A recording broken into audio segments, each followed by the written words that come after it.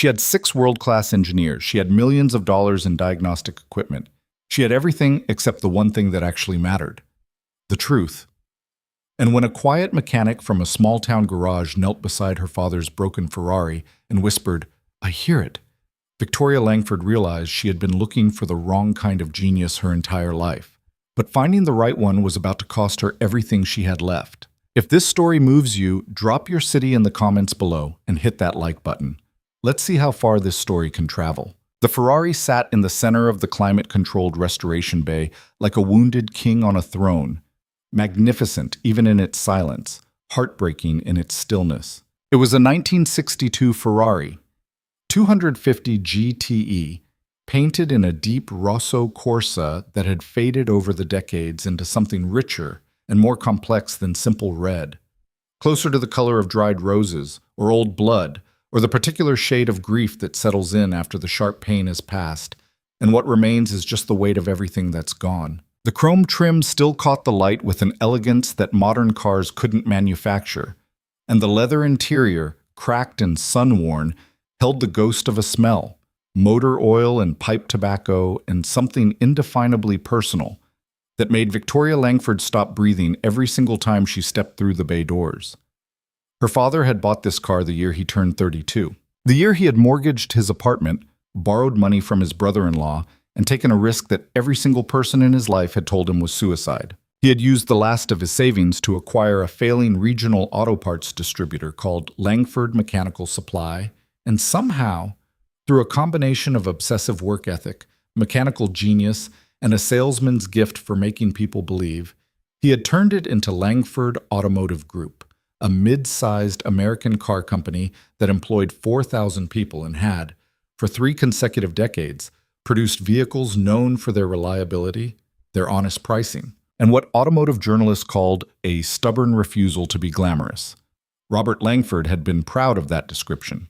He'd had it framed. He had also, for 31 years, kept this Ferrari in a private garage at his home in Lake Norman, driving it exactly 4 times per year: on his birthday, on his wife's birthday, on the anniversary of the company's founding, and on Christmas morning, always alone, always before sunrise, always on the same stretch of empty highway outside Charlotte that curved through the Piedmont Hills like a sentence that knew exactly where it was going. Victoria had watched him leave on those drives from her bedroom window as a child.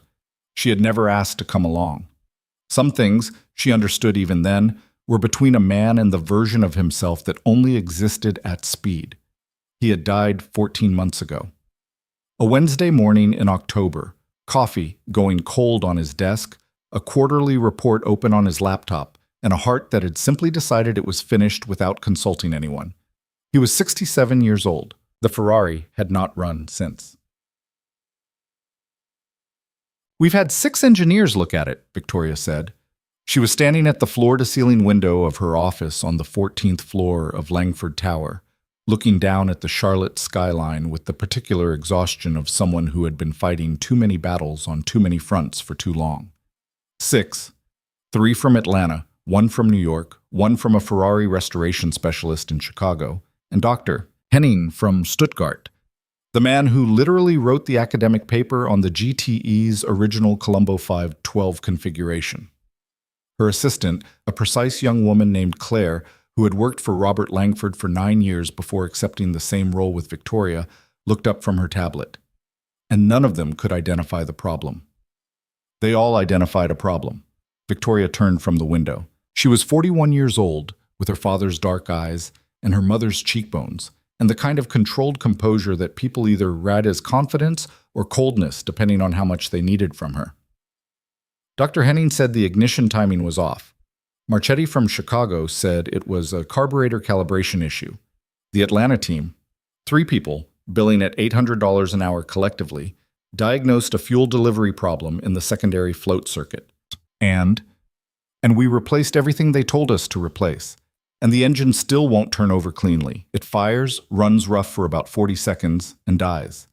She picked up her coffee mug, found it empty, set it back down. There's something wrong in that engine that 6 of the most credentialed people in vintage Ferrari restoration cannot find. Claire waited. She had learned, working for Robert Langford and then his daughter, that silence in this office was usually productive. My father knew that car the way most people know their own heartbeat, Victoria said quietly. He could tell if something was off by the way it idled at a stoplight. He used to say that machines have a voice if you're patient enough to learn their language. She paused. I need someone who speaks that language. Marcus is already asking about the restoration timeline, Claire said carefully. He mentioned it in the board prep meeting this morning. He framed it as his words, a question of resource allocation during a period of financial recalibration. Victoria's jaw tightened almost imperceptibly. Of course he did.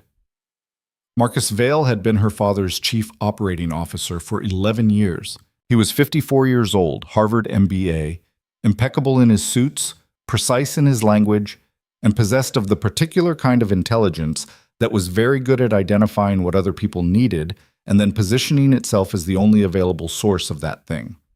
Robert Langford had trusted him completely. Victoria had never trusted him at all, and she had spent the past 14 months trying to determine whether that was instinct or inherited bias or something she simply couldn't prove yet.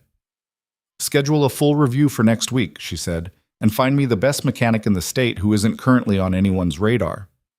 Claire raised an eyebrow. Not another restoration specialist? No. Victoria looked back at the window. Someone who actually fixes things. The name came from an unexpected direction.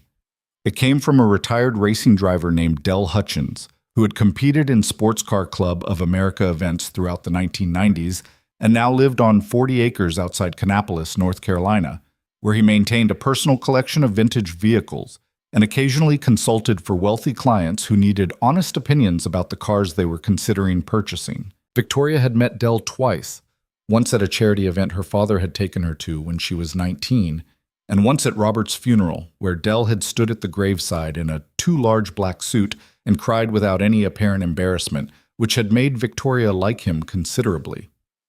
She called him on a Tuesday evening from her car in the parking deck beneath Langford Tower. I need a mechanic, she said, without preamble. Specifically, I need someone who understands vintage Italian engines at a level that goes beyond certification and beyond specialty training. I need someone who hears them. Del was quiet for a moment. You're talking about your daddy's Ferrari. I am. I heard Henning looked at it. He did. He was wrong. Another pause. You know what your daddy used to say about that car? He said a lot of things about that car. He said it talked to him, Del said. Said most people try to diagnose a machine the way a doctor reads a chart, looking at numbers, looking at symptoms, checking boxes. But he said the best mechanics he ever knew listened first. They sat with the car. They let it tell them what was wrong before they started taking things apart. Del, Victoria said. The name. Isaiah Turner, Del said. He's running a one-man garage out in Mooresville. Small place, nothing fancy. You drive past it without noticing. But Isaiah Turner is the most gifted mechanical mind I've ever personally encountered, and I've been around this business for 40 years. Why is he running a one-man garage in Mooresville if he's that gifted? The pause this time was longer. That's a question with an answer that's going to make you angry, Del said. But I'll tell you this much. If you're looking for someone who understands what it means for a machine to carry a history, you want Isaiah Turner. That man has been carrying his own for a long time. She drove to Mooresville herself. She hadn't told Claire. She hadn't told Marcus. She had told her driver she wouldn't need him that afternoon, gotten into her personal car, a sensible gray Volvo that she chose specifically because it attracted no attention, and driven 40 minutes north on I-77 while listening to a podcast about supply chain disruption that she retained approximately nothing of. Turner's garage occupied a converted gas station on a secondary road 3 blocks from Lake Norman's eastern shore, in the kind of neighborhood that hadn't yet decided whether it was going to gentrify or simply continue aging gracefully.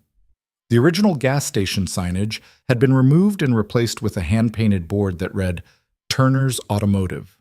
Honest work, fair price, in neat block letters. The 2 service bays were open, and from inside one of them came the particular musical clanging of someone who was working with focused intention. Victoria parked and sat for a moment. The garage was clean.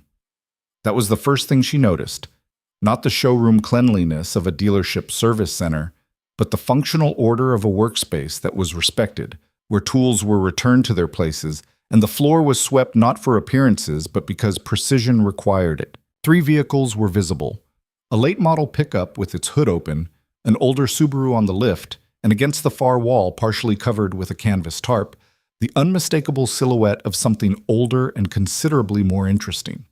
She got out of the car. The man working under the Subaru heard her footsteps and rolled out from beneath it on a creeper. He stood up, and Victoria's first impression was of someone who occupied physical space with a kind of quiet authority. Not large exactly, but substantial, with the particular economy of movement that belonged to people who worked with their hands and had learned that unnecessary motion was wasted effort. He was somewhere in his mid-40s, with close-cropped hair going silver at the temples, and hands that bore the permanent stain of mechanical work. He wore a gray coverall with his name stitched over the left breast pocket. He looked at her car, then at her, with an expression that was neither welcoming nor unwelcoming, simply attentive. "Isaiah Turner?" she said. "That's me?" His voice was measured, unhurried. "I'm Victoria Langford." Something moved in his expression. A slight recalibration, quick and controlled. "I know who you are," he said. "What can I do for you, Miss Langford?" "I have a car that needs to be fixed. I've been told you're the person who can fix it." "What kind of car?" "A 1962 Ferrari 250 GTE. He was quiet for a moment. His eyes, which were dark and steady and gave nothing away cheaply, moved briefly to the tarp-covered shape against the wall, then back to her. "Who told you to come here?" "Del Hutchins." Another small recalibration. "Del's a generous man." "He's a specific man," Victoria said. "He told me you were the best mechanical mind he'd encountered in 40 years. He didn't say it to be generous. He said it because he believed it was factually accurate." Isaiah picked up a shop rag and wiped his hands with the careful, habitual motion of someone who had done it 10,000 times. "6 engineers have already looked at that car," he said. It wasn't a question. Victoria blinked. "How do you know that?" "Because I know who owns it, and I know what a GTE sounds like when it's running and when it isn't, and I know that the kind of problem that would stop a GTE cold after 30 years of careful maintenance isn't something that shows up obviously on a diagnostic scan." He looked at her steadily. "I've been following the story in the restoration community. People talk. And what did the people say?" "They said 6 credentialed experts found 6 different problems and fixed all of them, and the car still won't run right." He folded the rag carefully. "That means either there's a 7th problem nobody's found yet, or one of the first 6 diagnoses was right, but the wrong repair was made." "And which do you think it is?" "I'd have to hear the engine to know." Victoria studied him. In her professional life, she had learned to read people the way her father had read machines, not from the obvious signals, but from the smaller, quieter ones. Isaiah Turner was guarded in a specific way, the guardedness of someone who had learned through experience that exposure came at a cost. But beneath it, when he spoke about the engine, there was something that couldn't be manufactured, the particular animation of genuine engagement, the slight shift in posture that meant a mind had found its territory. "I need to ask you something first," she said. "I figured. What happened at Meridian Engineering Group? The animation didn't disappear. It simply went still, like a fire that has been carefully banked rather than extinguished." He looked at her for a long moment. "You did your research. Del said your story would make me angry. He was right, based on what I found." She held his gaze. "I want to hear your version." Isaiah set the rag down on the workbench behind him and crossed his arms with a deliberateness that was not defensive, but rather the posture of someone choosing their words with precision. "You found the public version," he said, "which says I was dismissed from Meridian in 2009 for misappropriating proprietary research, using company resources to develop and privately patent engine efficiency improvements that I then sold to a competitor. That's what the public record says." "The public record is accurate about the events," he said. "It's inaccurate about who orchestrated them." Victoria waited. "I spent 3 years at Meridian developing an improvement to the variable valve timing system on their performance line, an approach that would have reduced engine wear by an estimated 30% and improved fuel efficiency by 12%. I documented everything. I filed for a patent through proper channels with the company's legal department." His voice was flat, controlled, but something moved beneath its surface like current under ice. 8 weeks later, I was called into a meeting with HR and the company's VP of development and told that the patent had been filed under a colleague's name, that the documentation showed I had been given access to existing proprietary research without authorization, and that I had used that access to develop a design that rightfully belonged to the company. None of that was true. None of it was true. He unfolded his arms. But the documentation had been altered, the filing records had been changed, and the colleague who took the patent, a man I had worked alongside for 3 years, had a signed statement from 3 other engineers saying they'd witnessed me discussing ways to profit from the company's IP. You fought it? I fought it for 2 years. Something crossed his face that was not quite bitterness and not quite grief, but occupied the narrow space between them. I hired an attorney.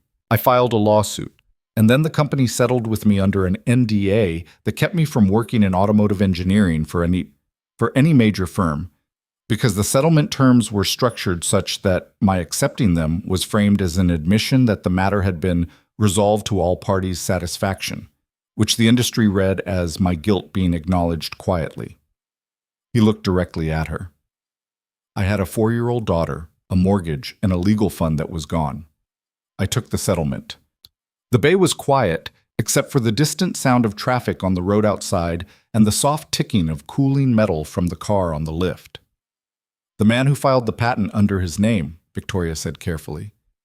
Do you know who was behind the alteration? I have suspicions, Isaiah said.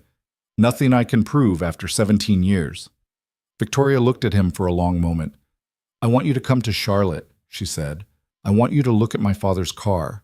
I'll pay you $5,000 a day for your time, regardless of whether you can fix it, and I'll cover all travel and accommodation expenses. He was quiet.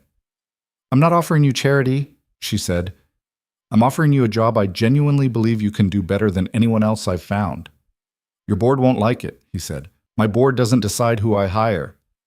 One of your executives will make trouble about it. The precision of that prediction landed on her like a cold hand. What do you know about my executives?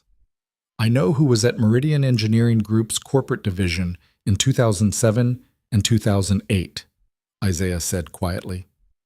I know what his role was, and I know that he moved to Langford Automotive Group in 2010, 1 year after I was pushed out. He held her gaze steadily. I don't know what that means yet, but I know it means something. Victoria stood very still. I'll come, he said. But I want you to understand something, Ms. Langford. I'm not coming to save a car. I'm coming because I heard your father speak at an engineering conference in 2006, and he said something I've never forgotten. He said, and here something shifted in Isaiah's voice, something that was not performance but memory. The most dangerous thing in any industry is a culture that rewards the appearance of competence over the reality of it, because eventually the machines stop forgiving the difference. He picked up his rag again. Your father was right. I'm going to come find out what the machine is trying to say. He arrived at Langford Automotive's restoration facility on a Thursday morning in a truck that was 12 years old and immaculately maintained. Victoria met him at the entrance. Behind her, at a careful distance, stood Marcus Vale. Marcus was 54 years old, silver-haired, wearing a suit that cost more than Isaiah's monthly rent, and his face wore an expression of courteous skepticism that was precisely calibrated to communicate doubt without being impolite enough to constitute an official objection. He shook Isaiah's hand with the kind of grip that was not quite firm enough to be a challenge, but not quite warm enough to be a welcome. Mr. Turner, Marcus said, I understand you run a garage in Mooresville. That's right. And before that, you were with... Marcus paused, a half-second hesitation that was too precisely placed to be accidental. Meridian Engineering, was it? Isaiah looked at him with an expression so neutral it was almost meditative. That's right. I believe I heard about that situation, Marcus said, still with that pleasant, measured tone. Unfortunate business. Yes, Isaiah said. It was. The two men looked at each other for a moment that lasted 3 seconds and contained what felt like an entire conversation conducted in a language with no words. Victoria stepped between them. Let me show you the car, she said. The Ferrari sat exactly as it had sat for 14 months, magnificent, silent, waiting. Isaiah walked around it twice without speaking. He crouched at the front quarter panel and looked at the wheel well. He ran a single finger along the edge of the hood. He opened the driver's door and leaned in without entering, tilting his head at an angle that suggested he was listening to the interior's silence the way a doctor listens for breath sounds. Then he straightened up and looked at Victoria. "Can we start it?" he asked. "Of course." She handed him the key. He sat in the driver's seat and held it for a moment before inserting it into the ignition. A pause so brief most people wouldn't have noticed it, but Victoria noticed it, and she recognized it as something she had seen her father do. The small ceremony of acknowledging a machine before asking something of it. The engine fired. It ran for 38 seconds, rough and uneven, like a great singer whose voice was breaking. All the structure and power still present, but something fundamental wrong in the delivery. Something that caused the engine to stumble over itself in a pattern that was too consistent to be random, but too subtle to have been caught by 6 pairs of expert eyes. Then it died. Isaiah sat in the silence for a long moment. His hands were in his lap. His eyes were closed. When he opened them, he looked at Victoria through the windscreen, and his expression was the expression of a man who has just heard a familiar voice he had not expected to hear. "I know what that is," he said. Victoria felt something loosen in her chest that she hadn't realized had been clenched for 14 months. "You're sure?" "I'm sure I know what family a problem it is," he said, getting out of the car. "Confirming exactly which component is going to take a few days." But the 6 engineers were all looking in the wrong place. He walked to the front of the car and lifted the hood, studying the engine with an attention that was almost tender. They were looking at what was failing. They should have been looking at why. And why is it failing? He looked at her over the hood of the Ferrari with her father's car between them and the engine still ticking with residual heat, and he said, "Because something very small and very precise has been very slightly wrong for a very long time, and nobody was patient enough to let the car tell them what it was." Behind them, Marcus Vale watched from the doorway with his hands in his pockets and an expression that had moved past courteous skepticism into something colder and more carefully considered. Tad. Isaiah came to the restoration bay every morning at 7. He came alone. He brought a worn leather notebook that was filled, Victoria would later see, with handwritten notes and hand-drawn diagrams that had the quality of a craftsman's journal. Precise, personal, and entirely unlike anything produced by diagnostic software. He wore the same gray coveralls. He declined the company coffee and brought his own in a steel thermos. He did not, for the first 2 days, touch the engine. He sat beside the car, sometimes for hours, listening to it run in short intervals, watching the gauges, running his hands along components without applying pressure, holding his fingertips against various surfaces and feeling for vibrations with the sensitivity of a pianist listening for imperfect tuning. He made notes constantly. He photographed specific components from angles that suggested he was looking at spatial relationships rather than individual parts. On the 3rd day, he brought a small tuning fork. Claire watched him from the doorway for 20 minutes that morning before coming to find Victoria. "He's holding a tuning fork against the engine block," she reported. "I know," Victoria said. "The restoration team finds it," Claire searched for a diplomatic word, "unorthodox. The restoration team couldn't find the problem. Marcus has requested a status meeting." "Of course he has." Victoria set down her pen. "Tell Marcus I'll see him at 4. The 4 o'clock meeting was in Marcus's office, which was 3 doors down from Victoria's and furnished in the kind of aggressive minimalism that announced its own seriousness. Marcus sat behind his desk with a printed report in front of him, and 4 members of the senior leadership team arranged in chairs along the wall. An arrangement that was designed to feel like a conversation but functioned as an audience. "The board's December meeting is 6 weeks away," Marcus began. "There's an item on the agenda about the company's strategic focus, and the restoration project has become a significant," he chose his word carefully, "symbolic investment." "It's my father's car, Marcus." "With respect, Victoria, it's also company resources. The restoration bay, the security staff, the administrative coordination, and now this individual who appears to be conducting some form of ritualistic diagnosis. His name is Isaiah Turner." "Yes, a mechanic from Mooresville with a..." The pause again, that precise half-second. Complicated professional history. His professional history was manufactured, Victoria said. The room got very quiet in a specific way. The quiet of people who have been listening carefully and are now listening more carefully. Marcus's expression shifted so slightly that only someone watching for it would have caught it. That's a serious claim. I'm aware. Based on what evidence? Based on evidence I'm still compiling, Victoria said, and she looked at Marcus with the same quiet directness with which Isaiah Turner had looked at him that first morning in the parking lot. And she watched Marcus look back at her, and in that exchange, brief, controlled, professional, both of them understood that something had changed in the geometry of the room. I want a progress report by end of week, Marcus said. I'll have Isaiah provide one. You want the mechanic to present to the leadership team? I want the person who is actually diagnosing the problem to explain what he's found, Victoria said. Yes. She found Isaiah at the restoration bay at 7:30 that evening, working under a single lamp, his notebook open beside him. You don't have to work nights, she said from the doorway. I'm not working, he said without looking up. I'm thinking. It's easier to think here.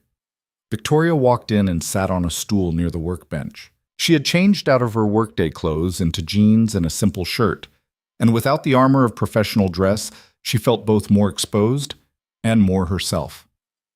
How old is your daughter? She asked. He looked up then. 10, he said. Her name is Lily. Is she with you in Charlotte? She's with my sister in Mooresville. I drive back on weekends. That's hard. It is. He set down his pen. But she understands it's temporary. She's a pause, small and private. She's very perceptive for 10. She's been through a lot of impermanence. She handles it better than I do most of the time. I was 8 when my father bought this car, Victoria said. She hadn't intended to say it. It arrived without permission, the way honest things do. I remember the day he drove it home. He parked it in the driveway and just stood looking at it for a long time before he went inside for dinner. Like he needed a minute with it alone. My mother thought it was ridiculous. She thought any money he spent on himself was money taken from the company, from the future. Victoria looked at the Ferrari. She wasn't wrong exactly, but she was missing something. What was she missing? That he needed to believe he'd earned something for himself, Victoria said. Not just built something, earned something that was only his. She was quiet for a moment. He drove it every Christmas morning before the rest of us woke up. I asked him once what he thought about on those drives. He said, nothing, that's the point. Isaiah was quiet. I need you to find what's wrong with it, Victoria said. Not because of the board meeting, not because of Marcus's timeline, because my father loved this car the way some people love music, not for what it represented, but for what it was. And it's broken, and I want it back. Isaiah looked at the Ferrari for a long moment, and then he looked at Victoria with an expression that was direct and considered and without the guardedness that had been his default mode since she'd first met him. I'll find it, he said. I already know where to look. I just need another day to confirm it. What is it? He picked up his notebook and turned it to show her a hand-drawn diagram of the engine's valve timing assembly, annotated in a small, precise script. The relationship between two components, he said, pointing. This one here, the timing chain tensioner, is functioning exactly within spec. And this one, the cam phase sensor, is also functioning exactly within spec. Independently, they're both perfect. But together, he traced the connection between them on the diagram. Together, they're producing a microsecond variance in the ignition timing signal that only manifests under specific temperature conditions, which is why the car runs for 38 seconds before dying. 38 seconds is exactly how long it takes the engine to reach the temperature at which the variance becomes critical. Victoria stared at the diagram, and 6 engineers missed this because it doesn't show up on a diagnostic scan, because it requires understanding not just what each component is doing independently, but what they're doing to each other. And because he paused, and his voice carried something that was not quite bitterness, not quite pride, but somewhere between them.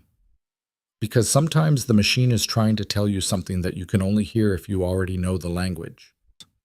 Outside, the Charlotte night pressed against the restoration bay's high windows, and the Ferrari sat in its pool of lamplight, and Victoria Langford thought about her father driving alone through the Piedmont hills in the dark and felt, for the first time in 14 months, that she was on the right road.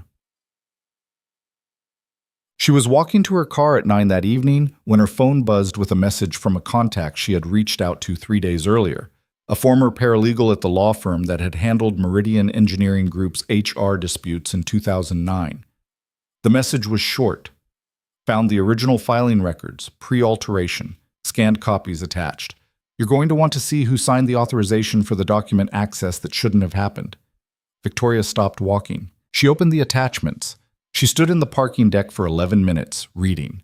When she finally put her phone in her pocket and got into her car, her hands were completely steady because this was the kind of anger that had moved past trembling into something colder and more permanent and considerably more useful. She drove home through the Charlotte streets, and in the restoration bay behind her, Isaiah Turner sat with the engine's language and his notebook, and the Ferrari waited, patient and still, for the moment when someone would finally understand what it had been trying to say all along. The Ferrari had waited 17 years in silence. So had the truth. And in 6 weeks, everything that had been buried in paperwork and settlements, and the convenient darkness of institutional forgetting was going to come into the light, whether the man who buried it was ready or not. The documents sat on Victoria's kitchen table until 2 in the morning. She had printed them, all 47 pages, because she needed to hold them, needed the physical weight of paper to confirm that what she was reading was real and not the product of exhausted imagination or motivated reasoning. The scanned originals were imperfect, some pages faded, some with the slight diagonal tilt of documents fed through an office scanner by someone working quickly and probably nervously. But the content was precise, and the signatures were legible, and the dates were unambiguous. And the longer Victoria sat at that table with a glass of water she kept forgetting to drink, the more she understood that she had not been looking at a professional dispute that had simply resolved badly. She had been looking at the architecture of a deliberate destruction. The original patent filing, Isaiah Turner's original patent filing, dated March 14, 2008, submitted through Meridian Engineering Group's legal department with his name as sole inventor, was in her hands. The procedural log showed it had been received, processed, and assigned a tracking number. 14 weeks later, there was a second filing, this one with a different name as primary inventor, and in the procedural notes, a single line that read, "Access authorization for competitor analysis research confirmed per VP Development approval." The VP of Development at Meridian Engineering Group in 2008 had been a man named Marcus Vail. Victoria sat with that fact for a long time, not because it surprised her. The paralegal's message had prepared her, and some part of her, the part that had spent 14 months watching Marcus operate, had been building toward this conclusion without knowing it consciously. But there was a particular quality to the moment of confirmation, different from suspicion, different from theory. A stillness that came from understanding that the thing you feared was real, and that being right carried no satisfaction whatsoever. She thought about Isaiah Turner driving to his sister's house in Mooresville on Friday evenings to spend the weekend with his daughter. She thought about a 4-year-old girl named Lily growing up in the aftermath of a life dismantled by paperwork and testimony and a settlement document designed to look like a resolution when it was actually a burial. She thought about 17 years of a brilliant mind working in a converted gas station 3 blocks from a lake.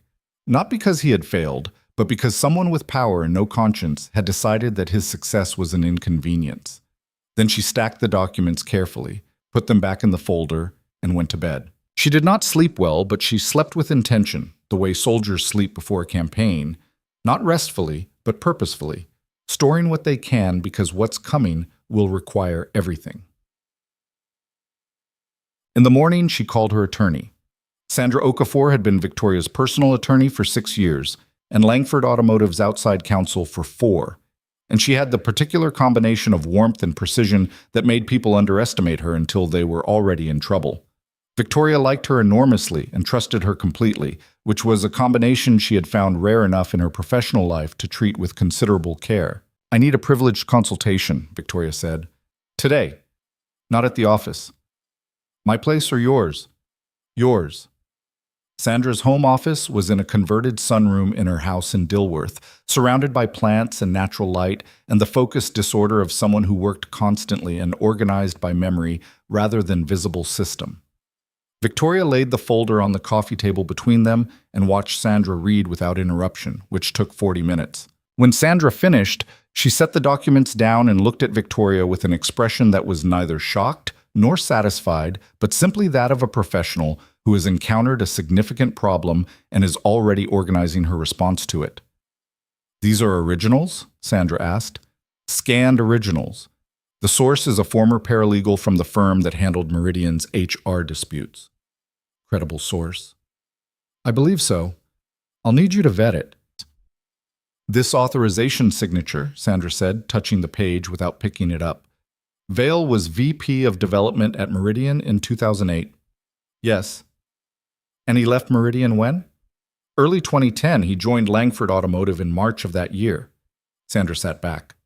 "Victoria, if this documentation holds up, and I want to be very clear that we need to verify the chain of custody before we do anything with it, you're looking at potential civil liability for fraudulent interference with a patent filing, tortious interference with Turner's career, and depending on what else surfaces, possibly conspiracy to misappropriate intellectual property."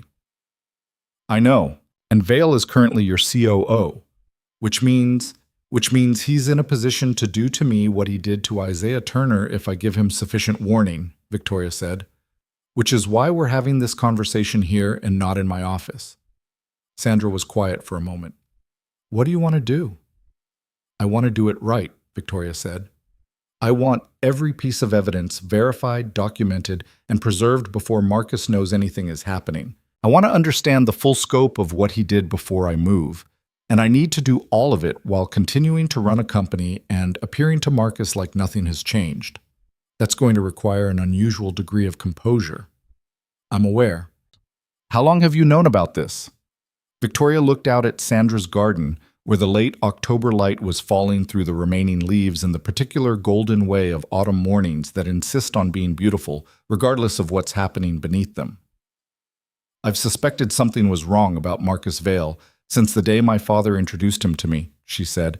"I didn't know what it was. I just knew that he was the kind of man who understood other people's weaknesses with a precision that was too practiced to be accidental." "He's a predator," Sandra said bluntly. "An intelligent, patient, professional predator, which is the most dangerous kind." "Yes." Victoria stood and picked up the folder.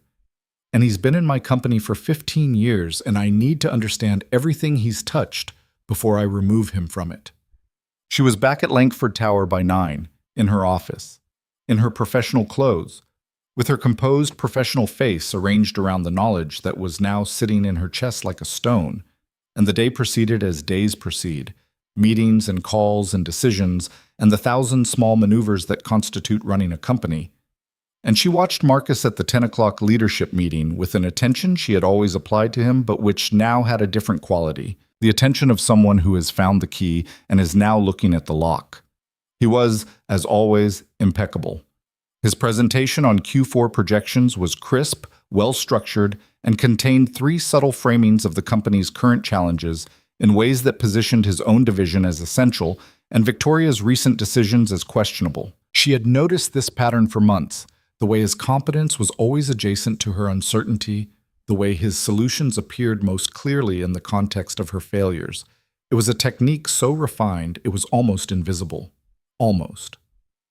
"Marcus," she said when he had finished, "I'd like your assessment of the Hendrickson contract renewal." He turned to her with the smooth confidence of a man who had prepared for everything. "The renewal terms are favorable," he said. "I'd recommend accepting the current offer." "I read your memo on that this morning," she said. "I noticed you didn't include an analysis of the exclusivity clause in Section 12. A pause. Brief, controlled, but there.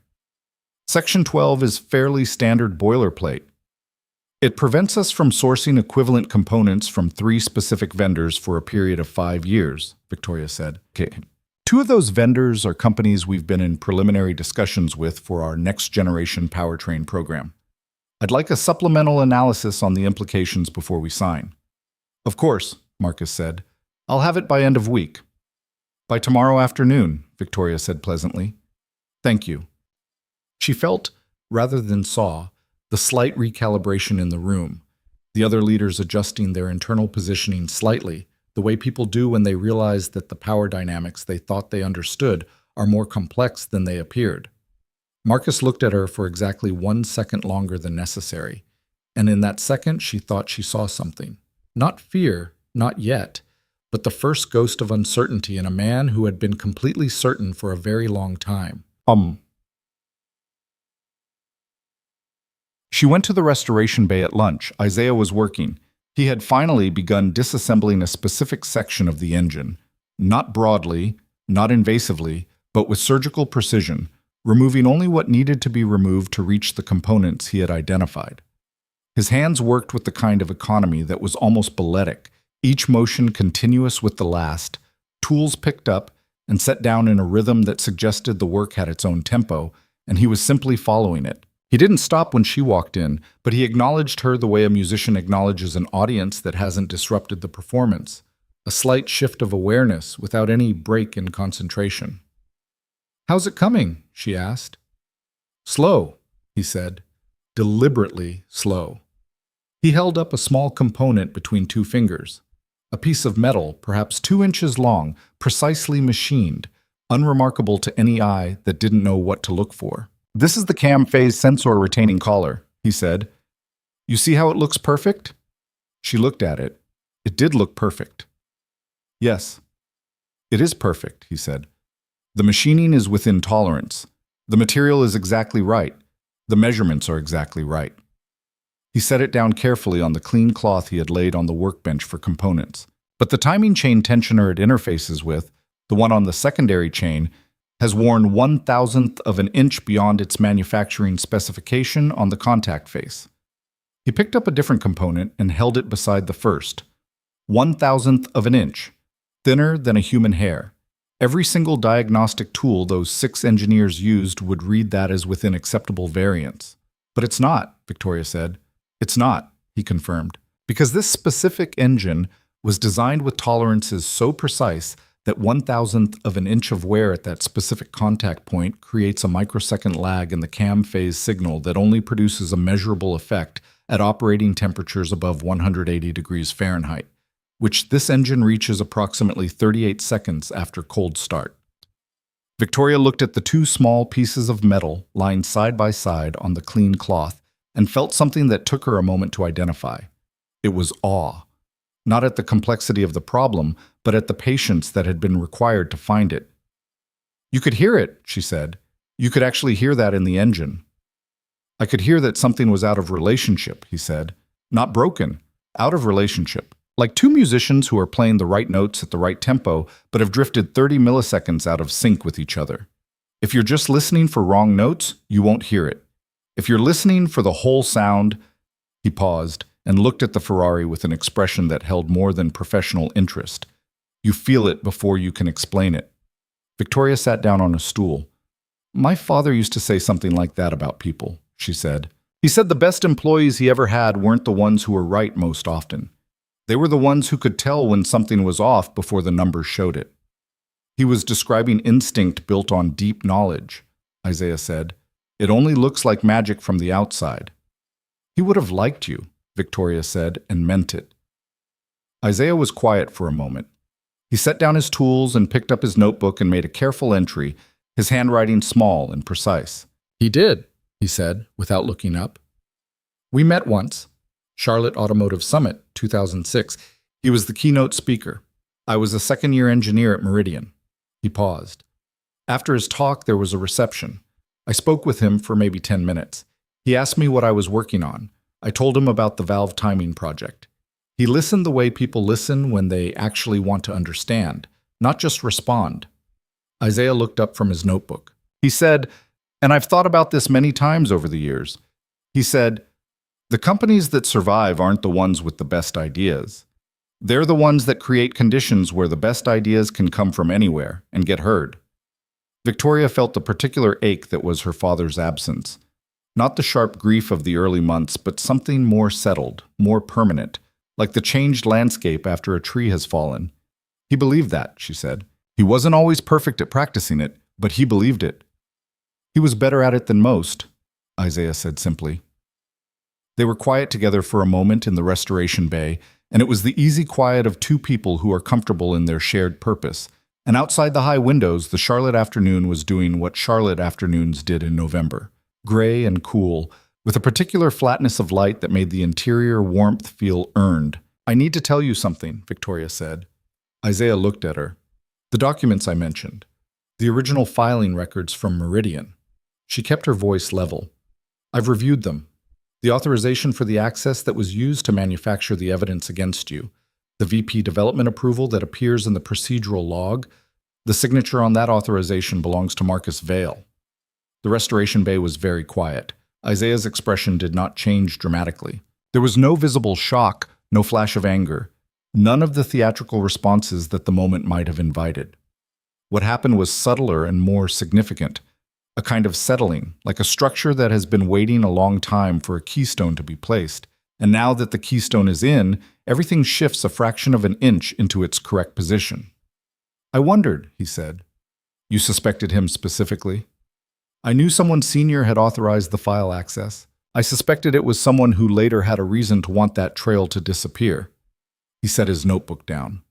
"When you told me he was here at Langford, that he'd moved here a year after I was pushed out, I thought about why a man would leave a senior position at an engineering firm to become COO at an automotive manufacturer.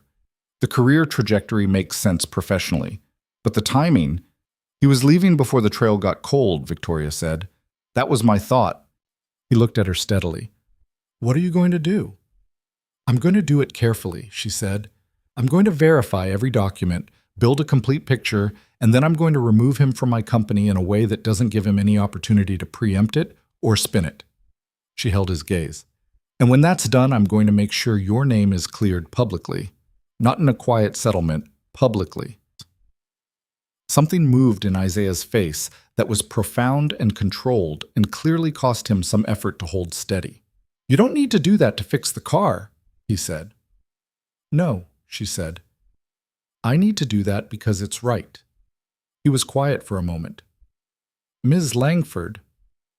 "Victoria," she said. "Victoria." He said her name with a deliberateness that suggested he was accepting something, not just using it. "I've spent 17 years operating on the assumption that the right outcome was simply to survive with my integrity intact. I stopped expecting the record to be corrected a long time ago." "I know," she said. "That's one of the things that makes it wrong, Muds." She was in her office at 4 when Claire appeared in the doorway with the particular expression that meant incoming difficulty. "Marcus is here," Claire said. "He says it's urgent." Marcus came in without waiting for a formal invitation, which was a thing he did occasionally. Not often enough to constitute a pattern she could formally object to, but regularly enough that she had come to recognize it as a dominance behavior so habituated he probably wasn't consciously aware of it anymore. He sat down across from her desk without being asked. "I've been looking at Isaiah Turner's background more carefully," he said. He placed a single printed sheet on her desk. "This is a summary of the legal resolution in the Meridian matter. The settlement terms, while confidential, are a matter of record in the sense that their existence is documented. The industry interpretation of that settlement— I'm aware of the industry interpretation," Victoria said, "is that Turner was complicit in misappropriating proprietary research," Marcus continued, as if she hadn't spoken. "I've spoken with 3 board members informally this week. Their concern is that having an individual with this history working on a high-profile project associated with the company creates reputational risk, particularly given our current regulatory environment and the ongoing investor conversations." "You've been speaking with board members about a personnel decision I made?" "Informally," he said, with a slight smile that was designed to make the distinction seem significant. "As COO, it falls within my responsibility to flag potential governance concerns." Victoria looked at the printed sheet. She did not pick it up. "Marcus, what specifically is the board's concern? Is it that Isaiah Turner may steal proprietary technology from a vintage Ferrari restoration project?" "Their concern is appearance," Marcus said. "Perception. In a period where the company is navigating, the board's perception concerns are a matter I'll address directly with the board," Victoria said. In the meantime, Isaiah Turner is under contract to diagnose and repair a privately owned vehicle, and that work is proceeding as planned. Victoria. His tone shifted, dropped the professional register slightly, moved toward what was designed to sound like confidence. I've been with this company for 15 years. I knew your father. I know what he would have wanted for Langford's reputation, and I genuinely don't think he would have— Don't, Victoria said. The word landed in the room like a flat stone. Marcus stopped. Don't invoke my father's preferences in this conversation, Victoria said. Her voice was completely even. You didn't know him as well as you think you did, and you don't know his preferences as well as you believe you do. What you know is your own assessment of what serves your interests, and you've become so accustomed to framing that assessment in terms of other people's needs that I suspect you've stopped noticing the difference. She looked at him directly. The Ferrari project continues. Isaiah Turner's contract stands. If you have documented governance concerns, submit them in writing to the board's general counsel. That's the appropriate process. Marcus stood. He was composure itself, not a flicker of the recalculation happening behind his eyes reaching the surface. Of course, he said, I'll follow the process.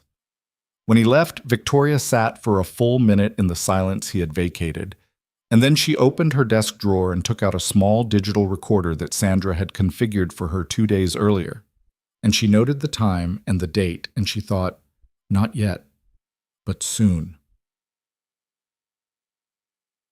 She drove to Mooresville that Friday evening, which surprised her when she found herself doing it.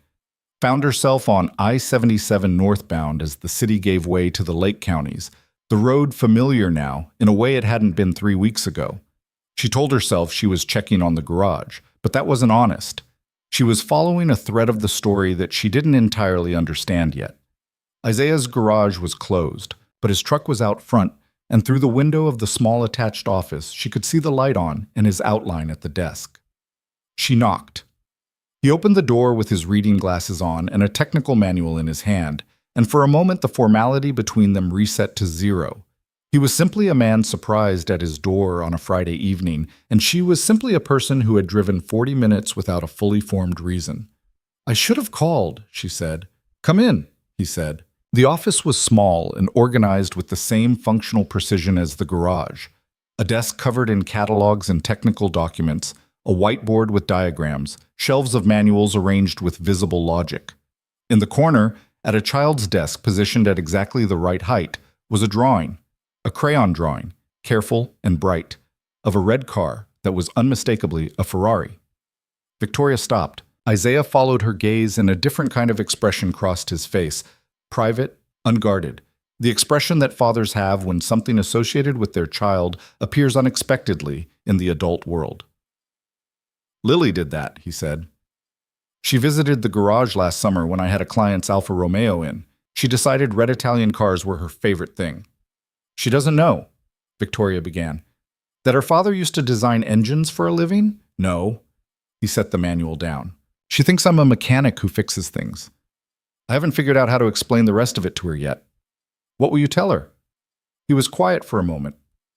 The truth, he said, when she's old enough for the full version, that her father made something good and it was taken from him, and he spent a long time figuring out what to do about that, and eventually he found his way back.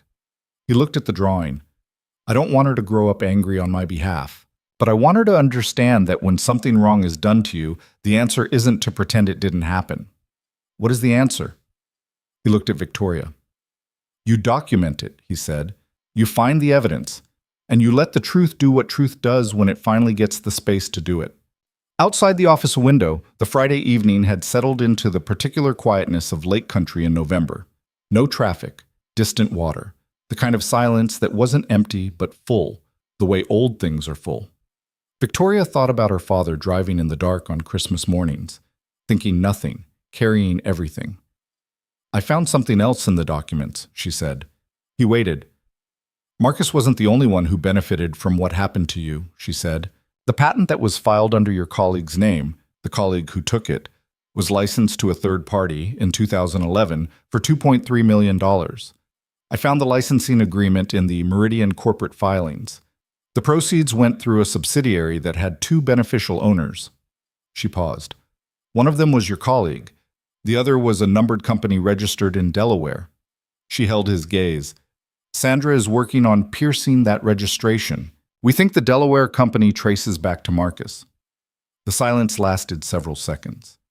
He made money from it, Isaiah said. It wasn't a question. It was the sound of a man completing a calculation he had been working on for 17 years. We think so. We're still confirming. He stood very still, and then he did something that Victoria didn't expect. He laughed, a short, quiet, mirthless sound that contained a lot of history. 17 years, he said. He stole my work, destroyed my career, collected the profit, and then moved to a different city and kept climbing. He shook his head slowly. And I drove 40 minutes to fix his boss's car. You drove 40 minutes to fix my father's car, Victoria said. That's a different thing. He looked at her for a moment. Yes, he said. It is. Something shifted in his expression, not softening exactly, but opening, the way a door opens when the mechanism that was holding it closed is finally released. How sure are you? About the Delaware company? Sandra gave me 60% confidence 2 days ago. I'm expecting her update tonight or tomorrow. But Isaiah, even at 60% combined with the authorization documents, it's enough to move, he said. Not yet, she said. Not until we're at 90. Because if we move at 60 and Marcus has prepared for it, and he's the kind of man who prepares for everything, he'll find a way to make the noise work in his favor. He'll claim I'm weaponizing old grievances against a loyal employee. He'll go to the board with the narrative before I can get there with the facts. She looked at him steadily. We need the full picture before we do anything. Isaiah nodded slowly. He picked up the crayon drawing from the corner desk and held it for a moment, then set it back down with a careful deliberateness. In the Bay, he said, when I'm working on the Ferrari, sometimes I think about the fact that the problem was there for 30 years and nobody found it. The car ran perfectly for most of that time. The flaw was so small, so precise, so completely invisible that it only expressed itself under specific conditions. He looked at Victoria. I think about how that's a good metaphor for a lot of things. For secrets, Victoria said. For people, he said. Some people are functioning perfectly well, by all appearances, running smoothly, and then the conditions change, and something that was always there, something fundamental, finally shows itself. He met her eyes. Marcus Vale has been running at the right temperature for a long time. He's managed the conditions carefully, but the conditions are changing. Yes, Victoria said. They are. She drove back to Charlotte in the dark, and somewhere on the stretch of I-77 where the lake country gave way to the city's outer ring, her phone buzzed with a message from Sandra. It read, Delaware company confirmed. 78% beneficial ownership traced to a Vale family trust. Full documentation by Monday. You'll have what you need. Victoria set the phone face down on the passenger seat and drove the rest of the way home in the kind of silence that belongs to people who have stopped waiting and started moving. In the restoration bay, the Ferrari's engine lay partially open, its components arranged on clean cloth in an order only Isaiah understood, the hidden flaw finally exposed to light after decades of quiet accumulation. It looked like nothing. A worn surface on a small metal component, barely visible, significant only to someone who knew exactly what they were looking at.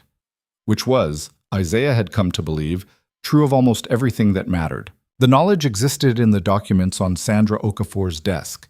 It existed in the recording function on Victoria Langford's desk drawer. It existed in a Delaware corporate registration that a paralegal in a downtown law firm was currently reducing to a clean summary with sourced citations and an authenticated chain of custody. And Marcus Vale sat in his impeccable office 3 floors above and prepared his supplemental analysis on the Hendrickson Contract Section 12 and managed his board relationships and kept his surface exactly as smooth as he had kept it for 17 years. The conditions were changing. He didn't know it yet. Sandra's full report arrived on Monday morning at 7:42, and Victoria read it at her kitchen table the same way she had read the original documents, with coffee going cold beside her, and the particular focused stillness of someone absorbing information that will require action. The report was 61 pages. Sandra had organized it with the clean architecture of someone who had spent a weekend converting fragments into a case, and what emerged from those 61 pages was not a complicated story.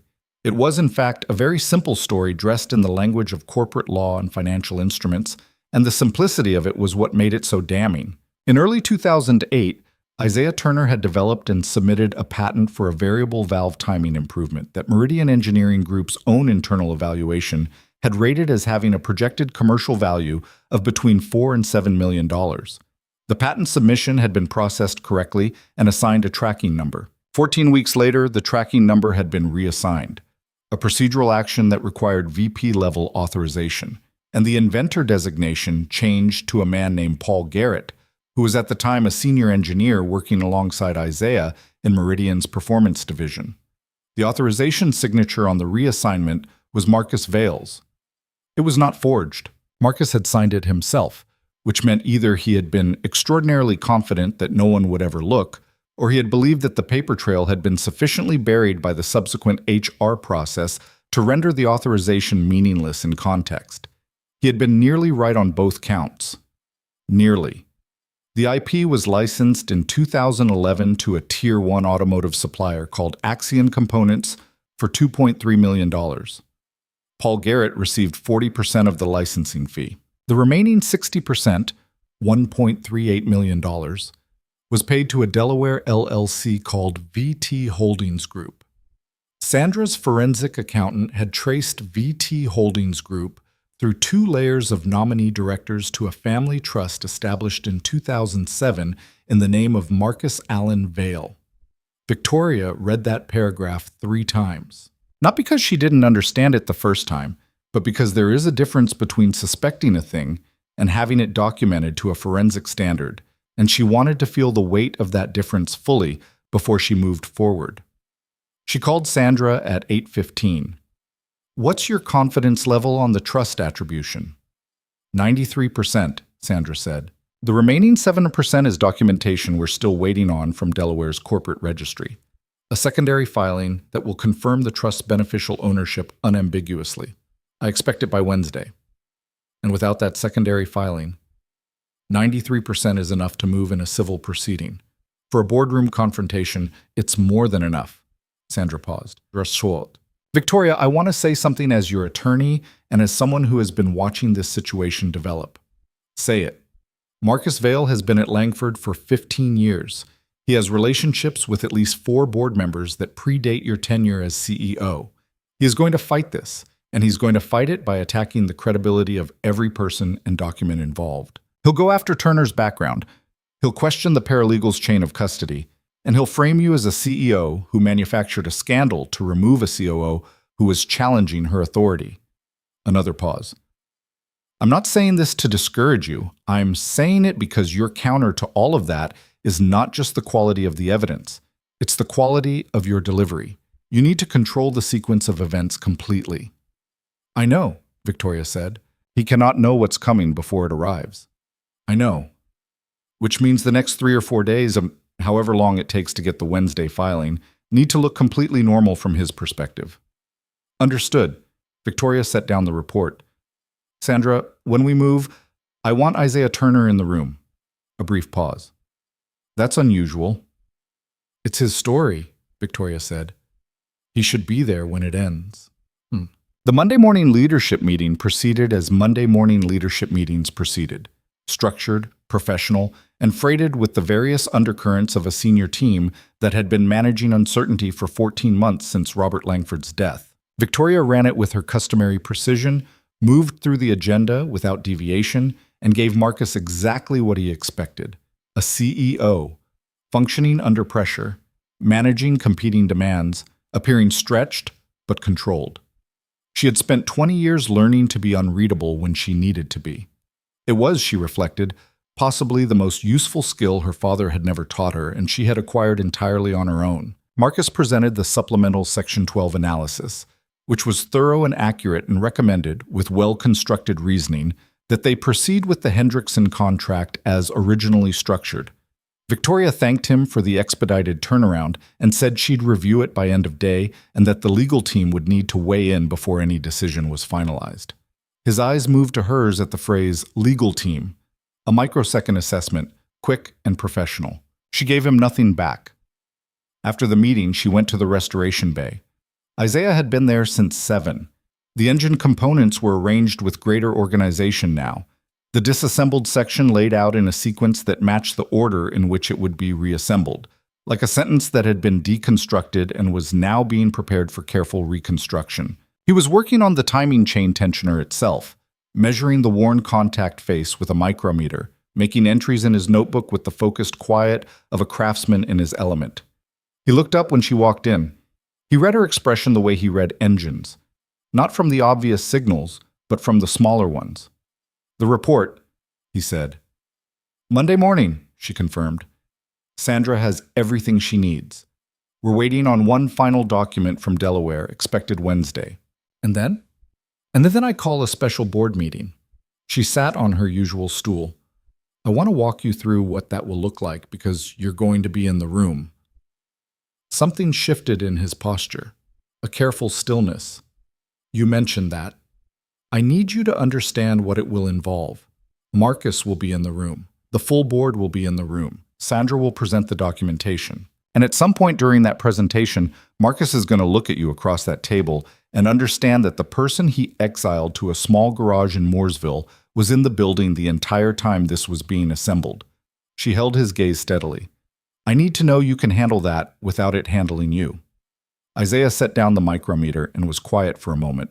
When he spoke, his voice had the quality of something considered, something that had been thought about in the long hours of solitary work that his life had consisted of for 17 years. "I've thought about what I would do if I was ever in a room with Marcus Vail and the truth was on the table," he said. "For a long time, what I imagined was anger, the kind of anger that has somewhere to go." He picked up the micrometer again, turned it in his hands. But somewhere around year 5 or 6, the anger changed. Not disappeared, changed. It became something quieter, more like clarity. He looked at her. "In that room, I won't be the man he tried to destroy. I'll be the man that effort failed to destroy. That's a different posture." Victoria nodded slowly. "That's exactly the posture I need. How's the car going to factor into it?" "The car is going to be finished," she said. "I need it finished before the board meeting, not as a prop, as a fact, as evidence of something that can't be argued with." Isaiah looked at the components on the cloth. 3 days, he said. "Maybe 4. If you need it in 3, it's 3. I need it in 3. Then it's 3. Whack." The Delaware filing arrived on Wednesday at 2:17 in the afternoon. Sandra sent Victoria a single message. "Complete. Call me." Victoria was in a budget review meeting with the finance team when the message arrived. She finished the meeting. She did not check her phone during it, did not let the knowledge that the last piece had arrived change the cadence of her voice or the quality of her attention. She thanked the finance team, walked to her office, closed the door, and called Sandra. "It's confirmed," Sandra said. "The secondary filing names the trust's beneficial owner as Marcus Allen Vail directly. We have a clean, unambiguous, forensically documented chain from the patent reassignment authorization to the licensing proceeds to the Vail Family Trust." She paused. "Victoria, this is a complete case." "Schedule the board meeting for Friday," Victoria said. "Emergency session. Don't use that language in the notice. Use special session regarding a material governance matter requiring immediate board attention. Send it from my office with proper notice to all members." "Marcus will receive the notice." "Yes," Victoria said. "He will. He'll spend 2 days trying to find out what the governance matter is." "Yes," Victoria said again. "He will."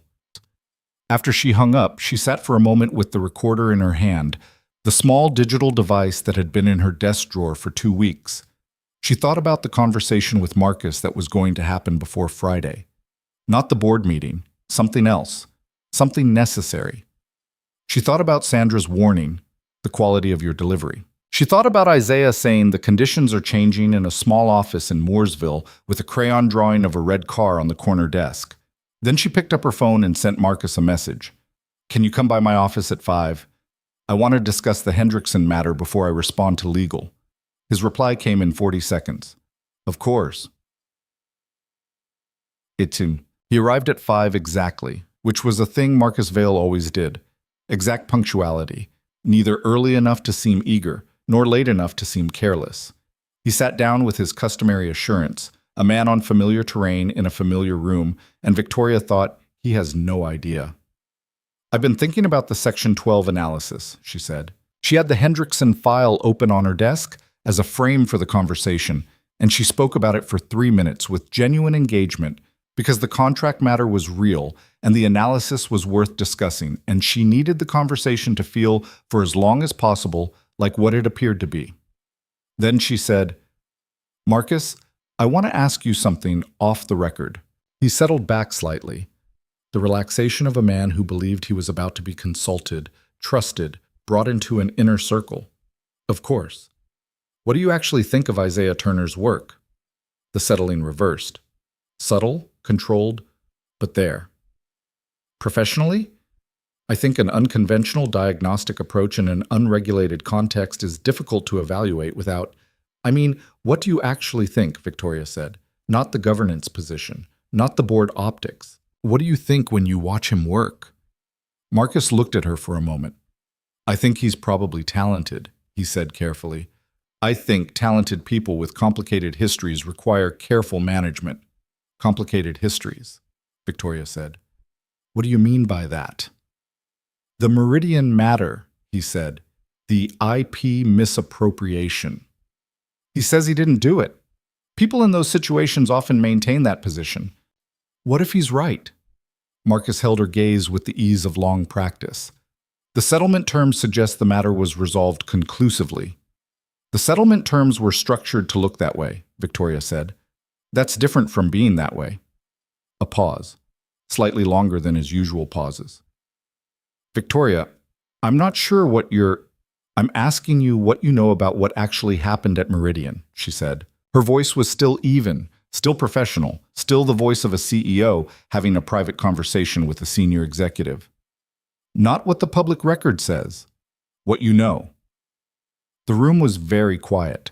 Marcus Vail looked at her, and for the first time in all the months she had been watching him, the composed surface showed a fracture. Small, hairline, the kind of crack that appears in a wall before the structural problem makes itself undeniable. He covered it quickly, smoothly, with the skill of a man who had been covering things for a very long time. "I don't know what you're suggesting," he said, "but I want to say clearly that I have always acted in this company's best interests, and if there is a concern about my conduct, the appropriate process is a board meeting," Victoria said. "I know." She closed the Hendrickson file. "I've scheduled one for Friday. Special session. I'd appreciate your attendance." The silence that followed that sentence lasted 4 seconds. Victoria counted them. "What's the agenda?" Marcus asked. His voice was smooth. His hands, resting on his knees, were very still. "Material governance matter," she said. "It'll be covered in the formal notice."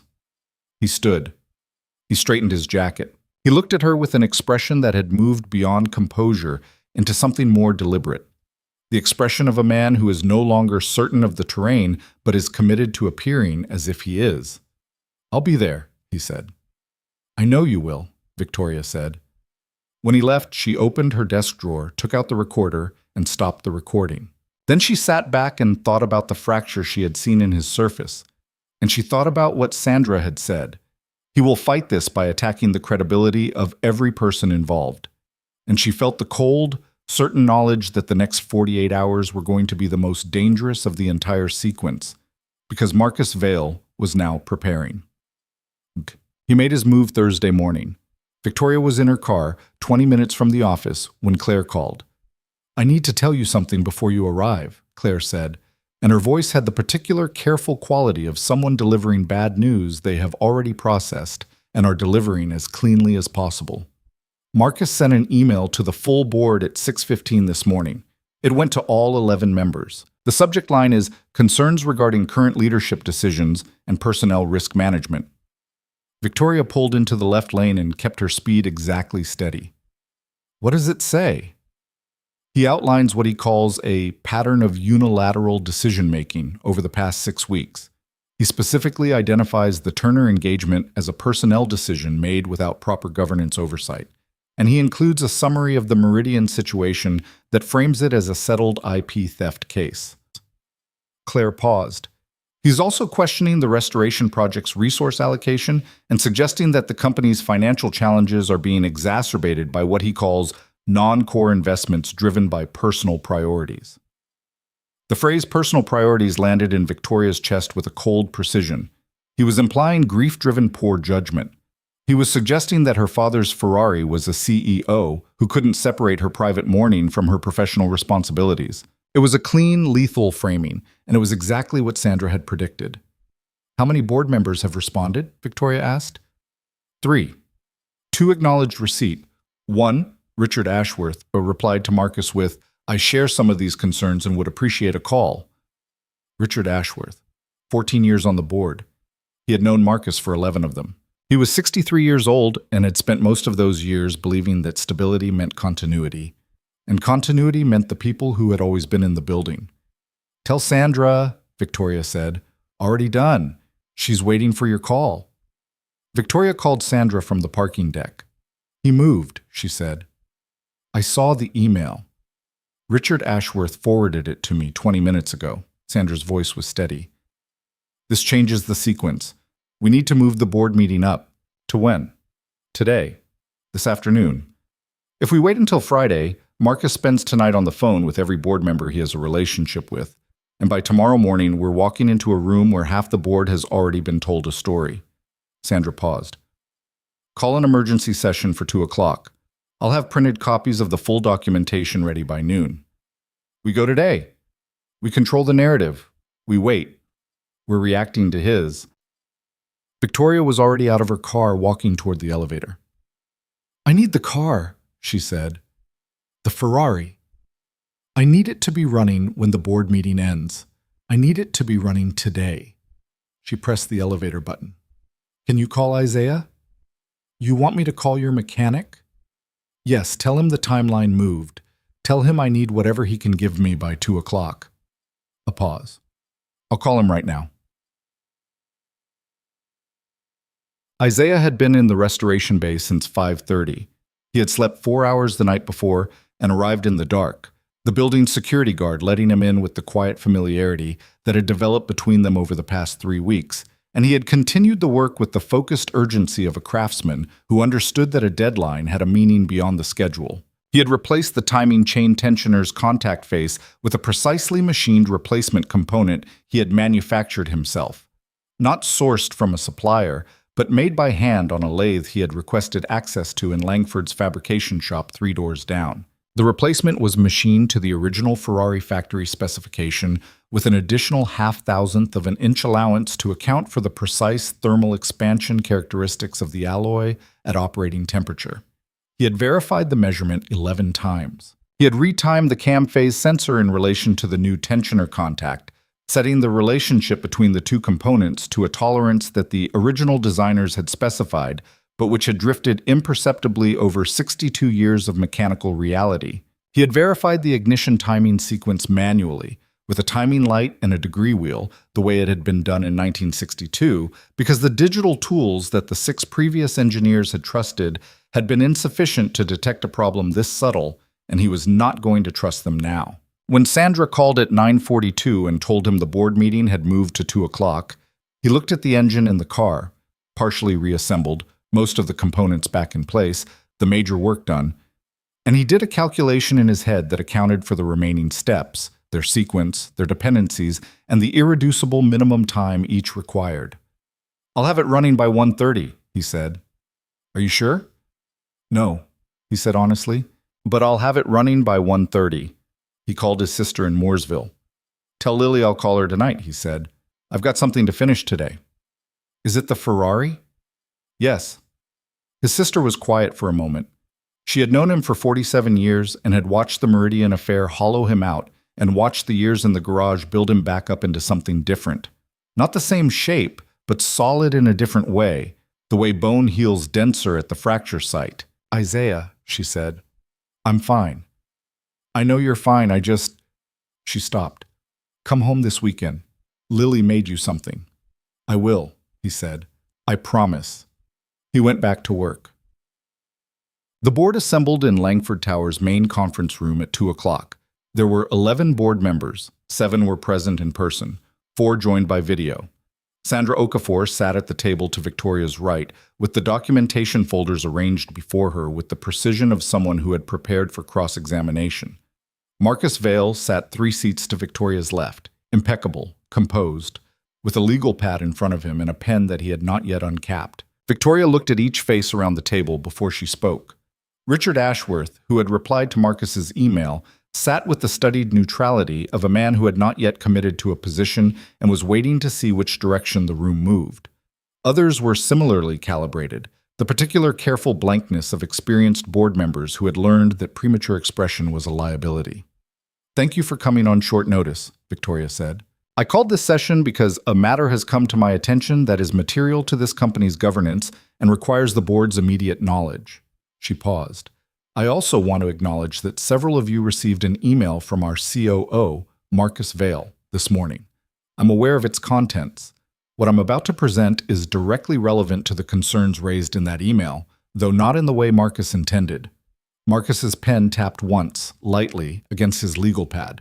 He looked at her with an expression of measured attentiveness. "Sandra," Victoria said. Sandra stood and spoke for 40 minutes.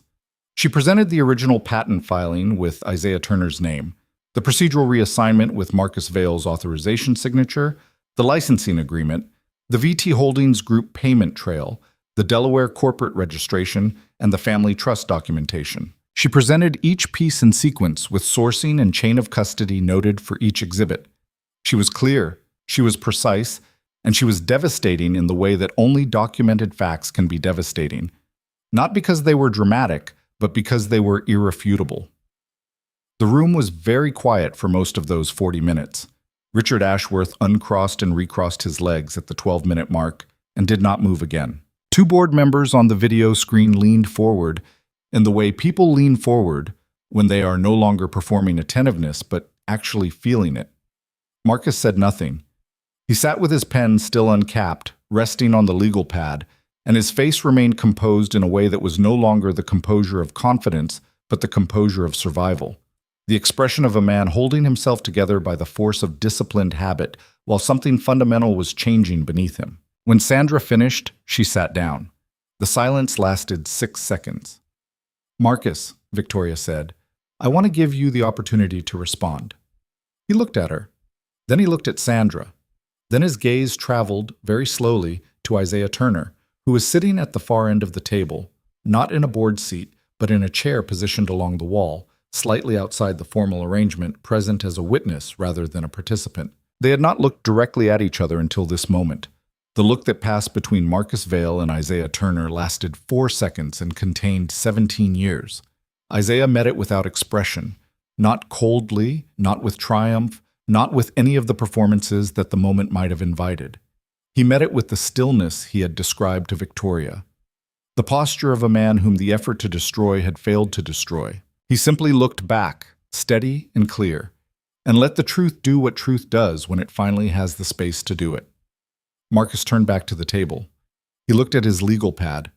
He looked at the pen that had remained uncapped and untouched for 40 minutes. "I want to consult with my attorney before responding to any specific allegations," he said. "That's your right," Victoria said. "In the meantime, I'm requesting that the board authorize my office to place Marcus on administrative leave with full pay and benefits pending a formal review. Sandra's firm will conduct the review in conjunction with an independent forensic auditor." Richard Ashworth spoke for the first time. "Victoria." His voice was careful. "The email this morning, the concerns about governance, and the Turner engagement were an attempt to preempt this meeting," Victoria said. "Marcus knew a governance matter was coming. He didn't know its content. The email was a defensive move designed to frame me as a CEO, acting on personal motives rather than institutional responsibility." She met Ashworth's eyes directly.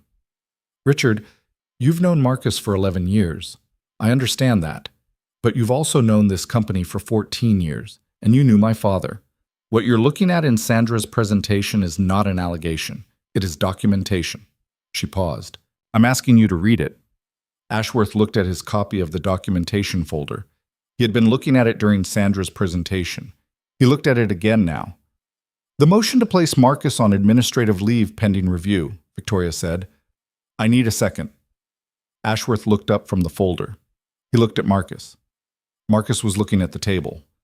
Seconded, Ashworth said. The vote was 9-2, with the two dissenting members citing procedural concerns rather than substantive disagreement with the evidence.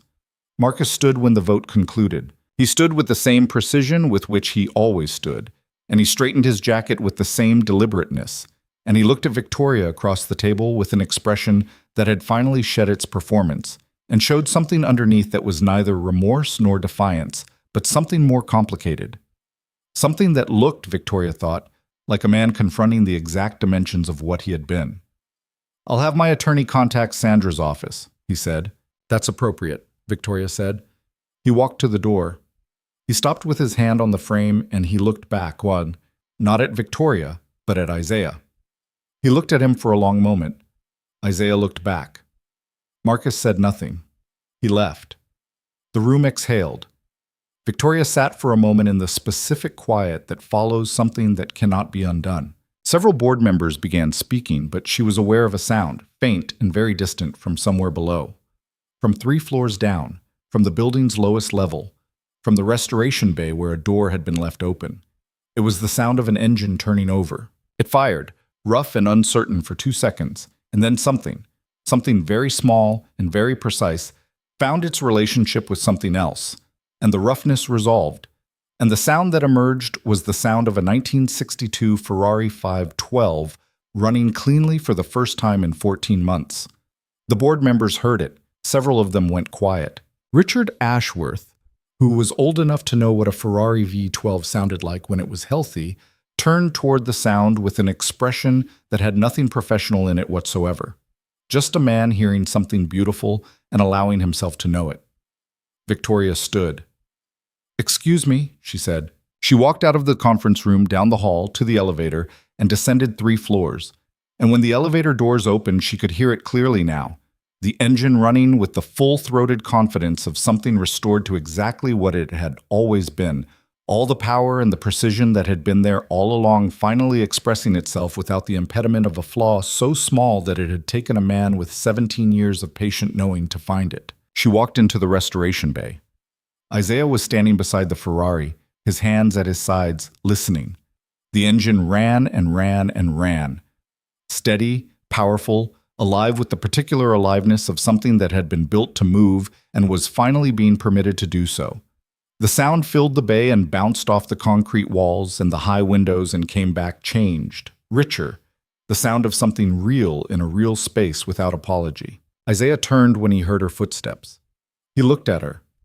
His expression was the expression of a man at the end of a very long road who has arrived somewhere and is allowing himself, for the first time, to acknowledge the arrival.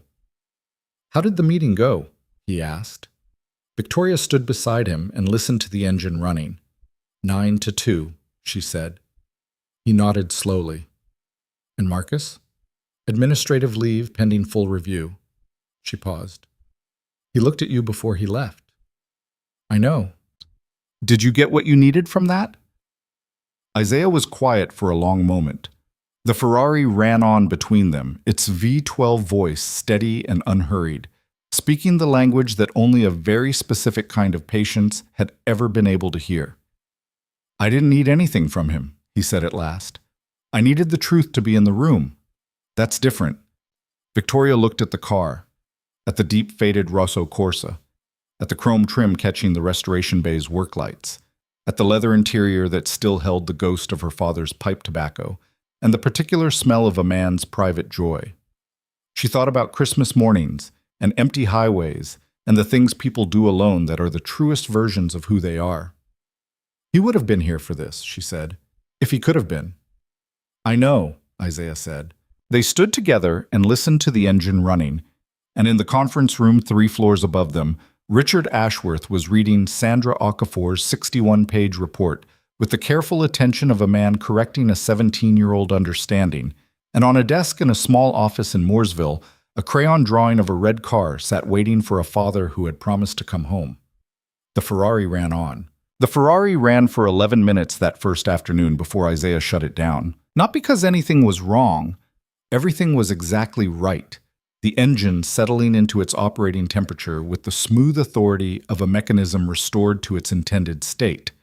Every component in correct relationship with every other, the microsecond variance that had silenced it for 14 months, finally resolved into the clean synchrony it had been designed to achieve in 1962 and had never, in all the decades since, been given the precise attention required to maintain. Isaiah shut it down because engines that have been rebuilt need time between their first run and their second, need the opportunity for the new components to seat themselves against their neighbors, for the oils to redistribute, for the machine to find its own equilibrium in the new configuration. He stood in the bay after the engine went quiet and wrote in his notebook for 20 minutes, temperatures, running characteristics, the specific sound signatures he had been listening for, and whether they matched his predictions. Then he covered the car with the canvas tarp, collected his tools, and drove to Mooresville. Lily was asleep by the time he arrived. His sister Diane opened the door before he knocked. She had heard the truck on the gravel, and she looked at his face in the porch light for a long moment before she said anything. "It happened," she said. "Yes." She pulled him inside by the arm and made him sit at the kitchen table and put food in front of him that she reheated from dinner because she understood, the way people who have known you for your entire life understand, that he had not eaten properly in 2 days, and that the adrenaline that had been carrying him was now finished, and what was left was a man who was very tired and very much in need of being fed by someone who loved him. He told her everything while he ate, not quickly, carefully, in the order it had happened, the way he had always told her things, because Diane had been the one person who had believed him completely in 2009 when everyone else had accepted the narrative that Meridian's legal team had constructed, and she had been the one who had sat with him through the lawsuit and the settlement and the years afterward when what he was carrying was too heavy to carry alone. She had earned the full version. When he finished, she sat across from him with her hands folded on the table and said nothing for a moment. Then she said, "I want to ask you something honestly." "Ask? Are you okay?" He looked at her. "I don't know yet," he said. "I think I will be. Right now, He searched for the word. "Processing. What does that mean for you?" "It means I'm not sure how to feel about the fact that the thing I spent 17 years wanting to happen has happened, and what I feel isn't what I expected to feel." He set down his fork. "I thought I'd feel vindicated. I thought I'd feel the way you feel when the score finally goes right. But what I actually feel is tired, and a little bit like the ground is unstable." He paused. "Not in a bad way. Just when the thing you've been bracing against for a long time is removed, it takes your body a while to understand it doesn't need to brace anymore." Diane looked at him with the specific tenderness of a sister who has watched her brother be reduced and slowly rebuilt, and is now watching him do the final, most difficult part, the part where you learn to stand in the absence of the weight that has defined you. "You're going to be okay," she said. "I know," he said, and for the first time in longer than he could precisely identify, he believed it. He checked on Lily before he went to sleep. She was 8 years old. He had told Victoria 10, a small, unconscious softening, an instinct to keep his daughter's exact particulars private until he knew the landscape well enough to trust it. And she slept with the specific abandon of children who feel safe, sprawled diagonally across her bed, with her hair across her face and one arm hanging off the mattress. He straightened her blanket and sat on the edge of her bed for a moment in the dark. On her bedside table was the thing Diane had mentioned, a drawing, more careful than the Ferrari drawing in his office, done on a sheet of white paper with markers rather than crayons. It showed a man standing next to a red car, and the man was holding a wrench, and above the man in a child's careful block letters were the words, "My dad fixes things." Isaiah sat with that for a long time. Then he went to sleep. The news cycle found the story on Tuesday. Victoria had known it was coming, had in fact prepared for it carefully with Sandra and with Langford's communications director, a sharp woman named Priya Menon, who had joined the company 2 years earlier and approached media situations with the calm of someone who had worked through worse. They had prepared a statement. They had developed a sequence. The internal communication to all Langford employees first, the press release second, the availability for questions third. The sequence was designed to ensure that Langford's 4,000 employees heard the story from their CEO before they heard it from a news alert. Victoria sent the employee communication at 7 Monday morning. By 9, she had received 423 individual replies, most of them brief. Thank you for telling us directly, or we're with you, or simply understood. But several longer, more personal, and a handful from engineers and technical staff who wrote things like, I've watched good people pushed out of this company for years, and nobody ever explained why, and Mr. Langford would have done exactly this. The last one made her close her laptop and look out her window for a while. The press release went out at 10. By noon, automotive industry media had picked up the story. By 2, it had crossed over into business news. By 4, it was in the general news cycle, framed by most outlets around the IP theft and career destruction angle, which was the most narratively compelling element and also the most accurate. By 5, Victoria's communications team was fielding 47 media inquiries. The story had 3 elements that made it spread with unusual speed for an industry story. The quality of the documentation, forensically precise, comprehensively sourced, which made it resistant to the kind of easy disputation that usually slowed these narratives down. The human scale of what had been done to Isaiah Turner, a single father, a small garage, 17 years, and the Ferrari, which was such an iconic physical object and whose restoration was such a clean metaphor that several outlets led with it. One automotive journalist writing that the story was a case study in what happens when the wrong people control the conditions under which talent is permitted to exist. Marcus Vale's attorney issued a statement on Tuesday afternoon calling the allegations premature and legally contested, and indicating that his client looked forward to the opportunity to address these matters in the appropriate legal forum.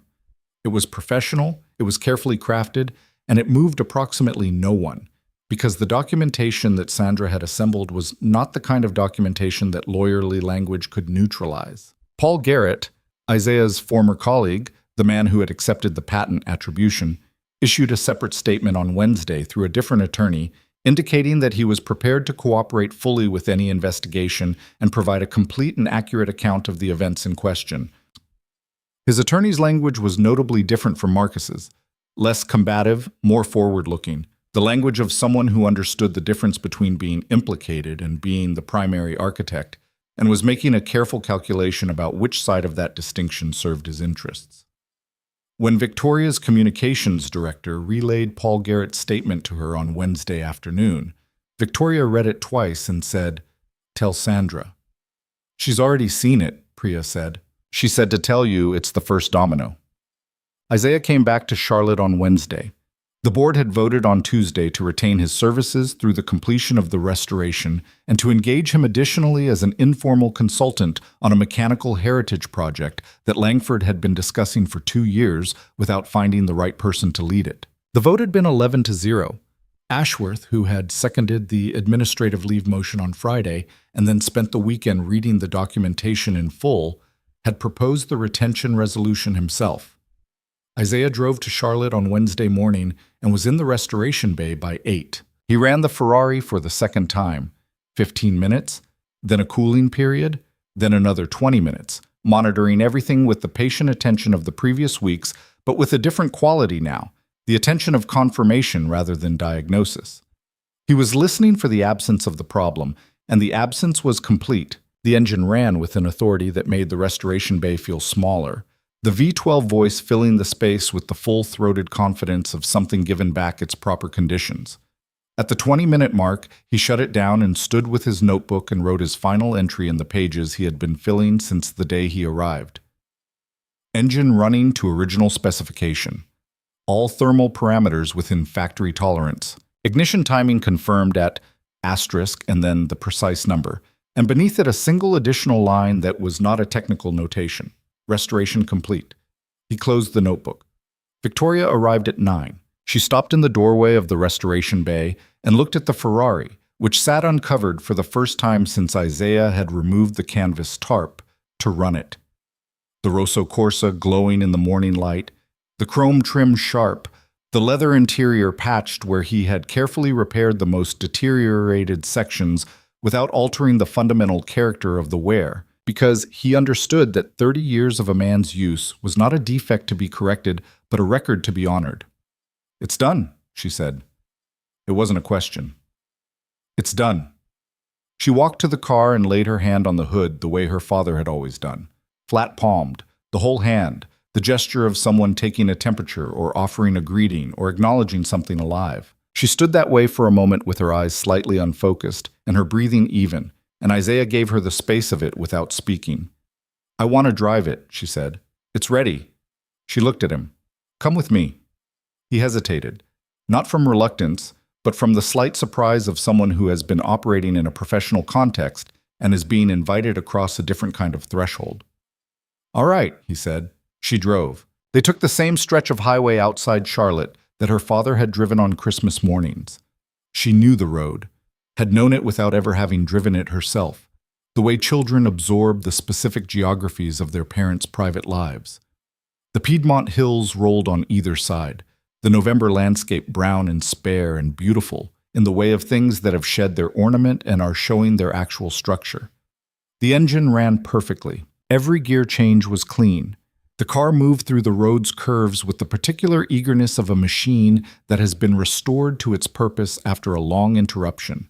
And Victoria drove it not cautiously but with genuine engagement, feeling what her father had felt. The specific joy of something engineered precisely that is being used precisely. The satisfaction of a thing in its element. Neither of them spoke for a long time. There was nothing to say that the engine wasn't saying better. Eventually, on a long straight stretch where the road ran level through a cut in the hills, Victoria said, "I've been thinking about what happens next." "For the company?" Isaiah asked. "For you." She held the road, her eyes forward. "You're going to receive offers. The story has been out for 3 days, and I've already had calls from 2 major manufacturers and an engineering firm in Stuttgart asking if there's a way to be introduced. Your name is—" She paused. "Your name is out there now, in the way it should have been 17 years ago." He was quiet. "I'm not telling you what to decide," she said. "I just want you to know what's available, what you're owed." "What I'm owed," he said, and the phrase had a specific texture in his mouth, the texture of something he had thought about from many angles over many years. Del Hutchins used to say that the industry's debts to the people it cheats are real, but they're not reliable. He said waiting to be paid what you're owed will make you old before your time. He looked out at the hills. "I stopped thinking about it as a debt a long time ago. I started thinking about it as a shape, the shape of what I was and what I could be, regardless of whether anyone around me could see it. And now that people can see it?" He thought about that for a moment. "It's good," he said simply. "It's good to be seen correctly. I won't pretend it doesn't matter." He paused. "But the shape hasn't changed. The shape was always what it was." Victoria drove in silence for a moment. Then she said, "I want to propose something, not as an obligation, as a genuine offer from a position of mutual interest." "Say it." "Langford Automotive has a mechanical heritage program that my father started in the last 2 years of his life. The idea was to create an in-house restoration and preservation capability for significant vehicles in the company's history, prototypes, milestone production models, vehicles associated with the company's founding period. He never found the right person to run it." She glanced at him briefly. "I want you to run it, not as a mechanic, as a director, with a team, a proper budget, and complete creative and technical authority." He looked at her. "I have a garage." "You could still have the garage," she said. "This would be a partnership. Your expertise, your approach, your standards, the company's resources." She brought the Ferrari through a long left curve with the ease of someone who has found the car's rhythm. "My father believed that the companies that last are the ones where talent can come from anywhere and be heard. I want to build that. And I want the person who heard what was wrong with his car to help me build it." Isaiah Turner sat with that for a long time. The hills rolled past. The engine ran on its 12 cylinders in the steady, patient voice of something restored and ready. "Can I think about it?" he said. "Take all the time you need," Victoria said. "The offer doesn't expire."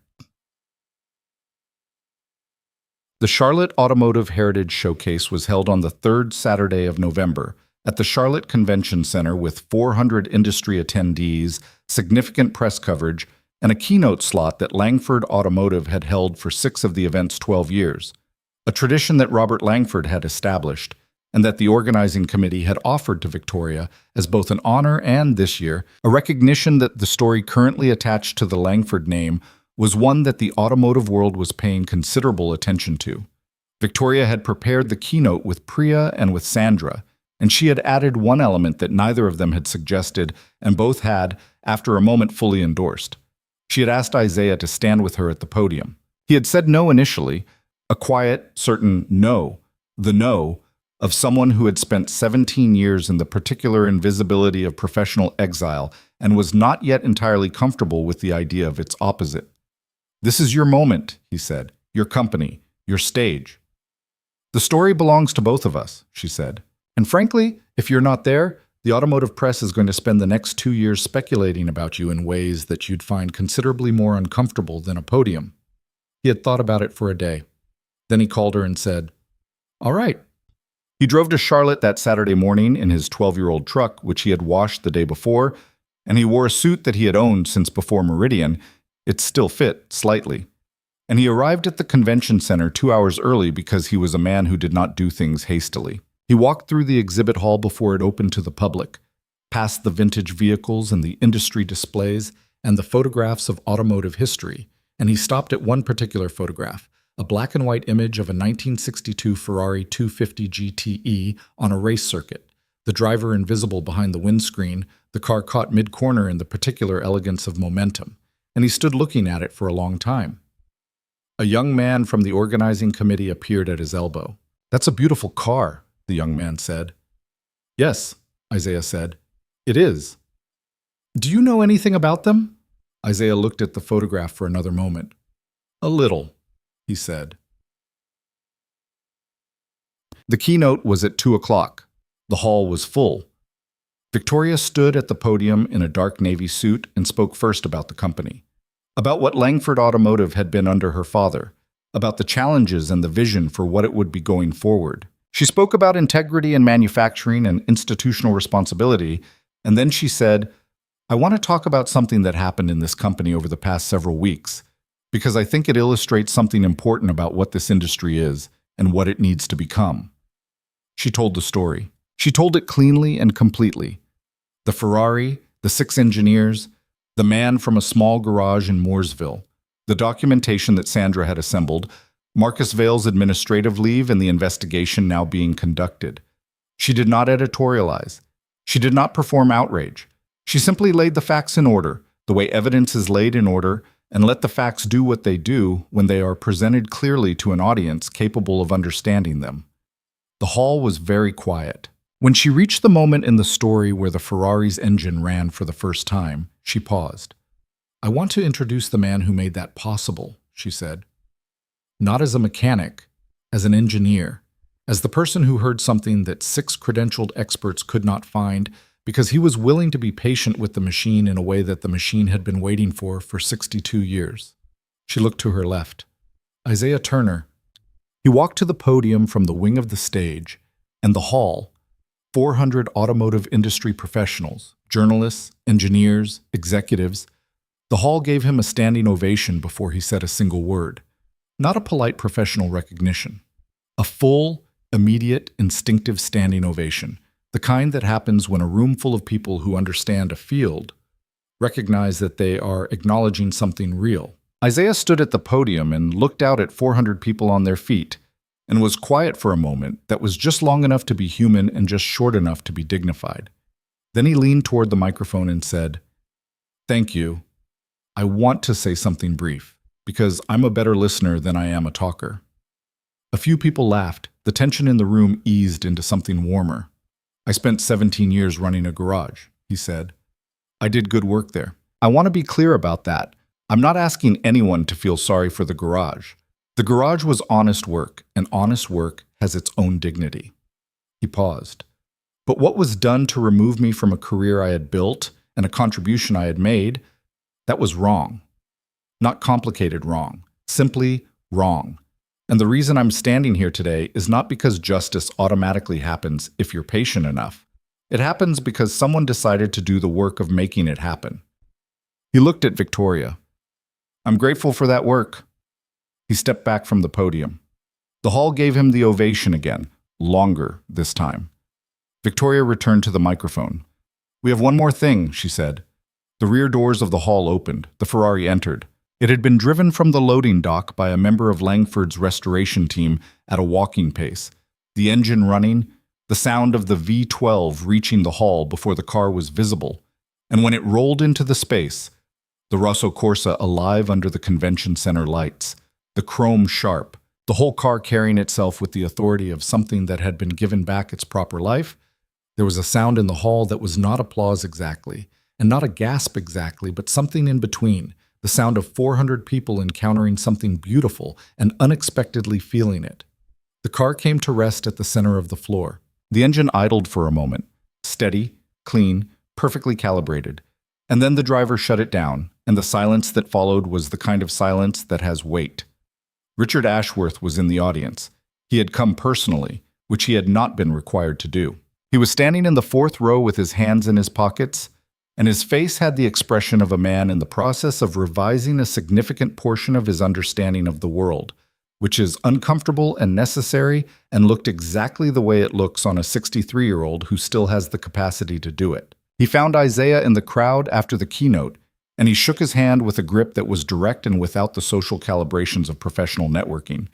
Just the grip of a man doing the thing directly. I owe you an apology, Ashworth said. Not on behalf of the board. Personally.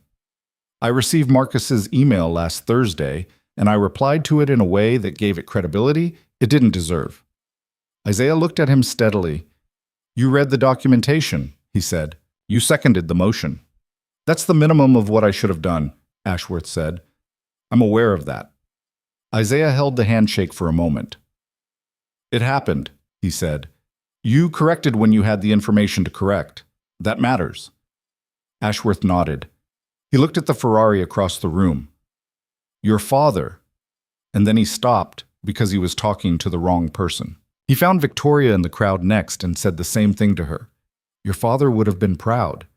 And Victoria, who had heard many people say this over the past 14 months and had become somewhat armored against it, found that it landed differently this time, in a different place, with a different quality. Yes, she said. He would have said. The formal legal resolution came 18 days later. Paul Garrett's cooperation had been swift and, as Sandra had predicted, comprehensive. The cooperation of a man who understood that his 40% had been the smaller share of a larger scheme and that positioning himself as a witness rather than a co-defendant was the available choice that made the most sense. His testimony confirmed Marcus Vale's authorization and direction of the patent reassignment, confirmed that Marcus had approached him with the proposal in early 2008 and had structured it in a way that gave Paul the credit and the defensible position while retaining the majority of the financial benefit for himself.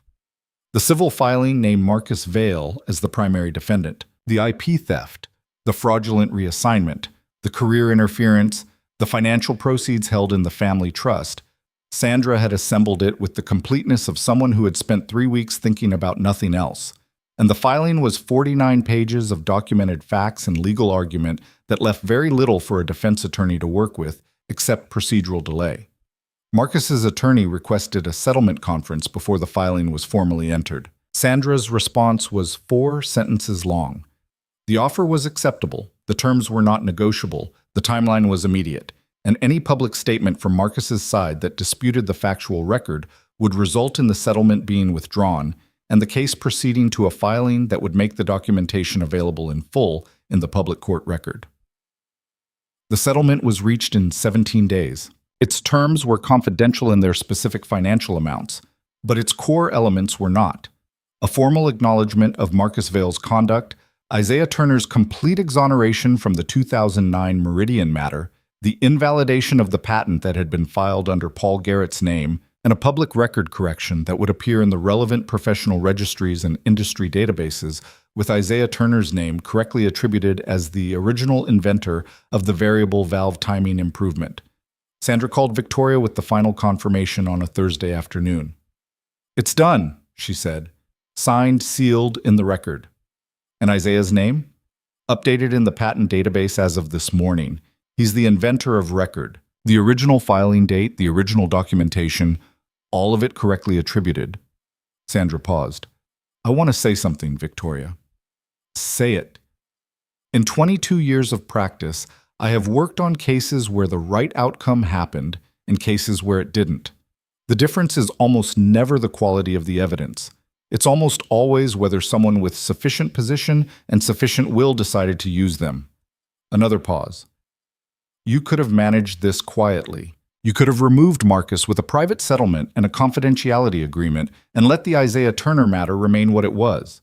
Your board would have supported that approach. I know, Victoria said. Why didn't you?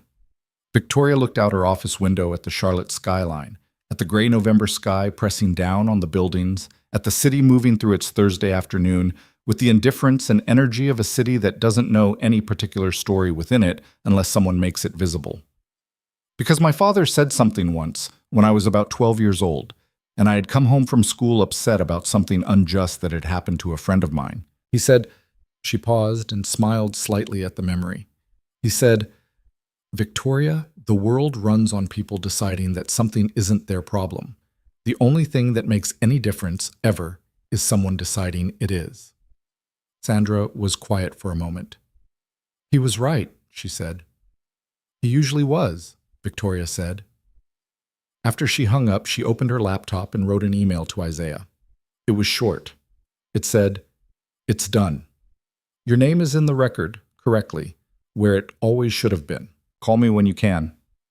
His reply came 20 minutes later. It was 3 words. Thank you, Victoria. She read those 3 words and felt something settle in her chest. Not triumph, not relief exactly, but the particular satisfaction of a thing completed. The satisfaction of a mechanism restored to its correct configuration, every component in its proper relationship. The variance resolved. The engine running true. Outside, Charlotte went on in its Thursday way, and 3 blocks from a lake in Mooresville, in a small office attached to a converted gas station, a man picked up a crayon drawing of a red car from a child's desk and held it in his hands for a long moment before setting it back in its place. And the late afternoon light came through the window, at the angle that November light comes through windows when the year is almost finished, and what remains is the particular quality of things that have passed through what they needed to pass through and arrived at something quieter and more durable on the other side. The offers came in the week after the settlement. 3 of them arrived through Sandra's office, routed there because Isaiah had not provided a professional contact address to anyone. He had a garage phone number and an email address that he checked on the same schedule he used for everything else in his life, which was deliberate and unhurried and operated entirely on his own terms. 2 more came through Victoria's communications team, forwarded to her with the kind of careful neutrality that Priya had developed for situations where the appropriate response was to pass the information along without editorializing. The Stuttgart firm offered him a senior engineering position with a title that would have made the 30-year-old version of himself dizzy. A manufacturer in Detroit offered a directorship in their Advanced Powertrain Research Division. An independent restoration house in California, the most prestigious in the country, offered him a partnership stake and his name on the letterhead.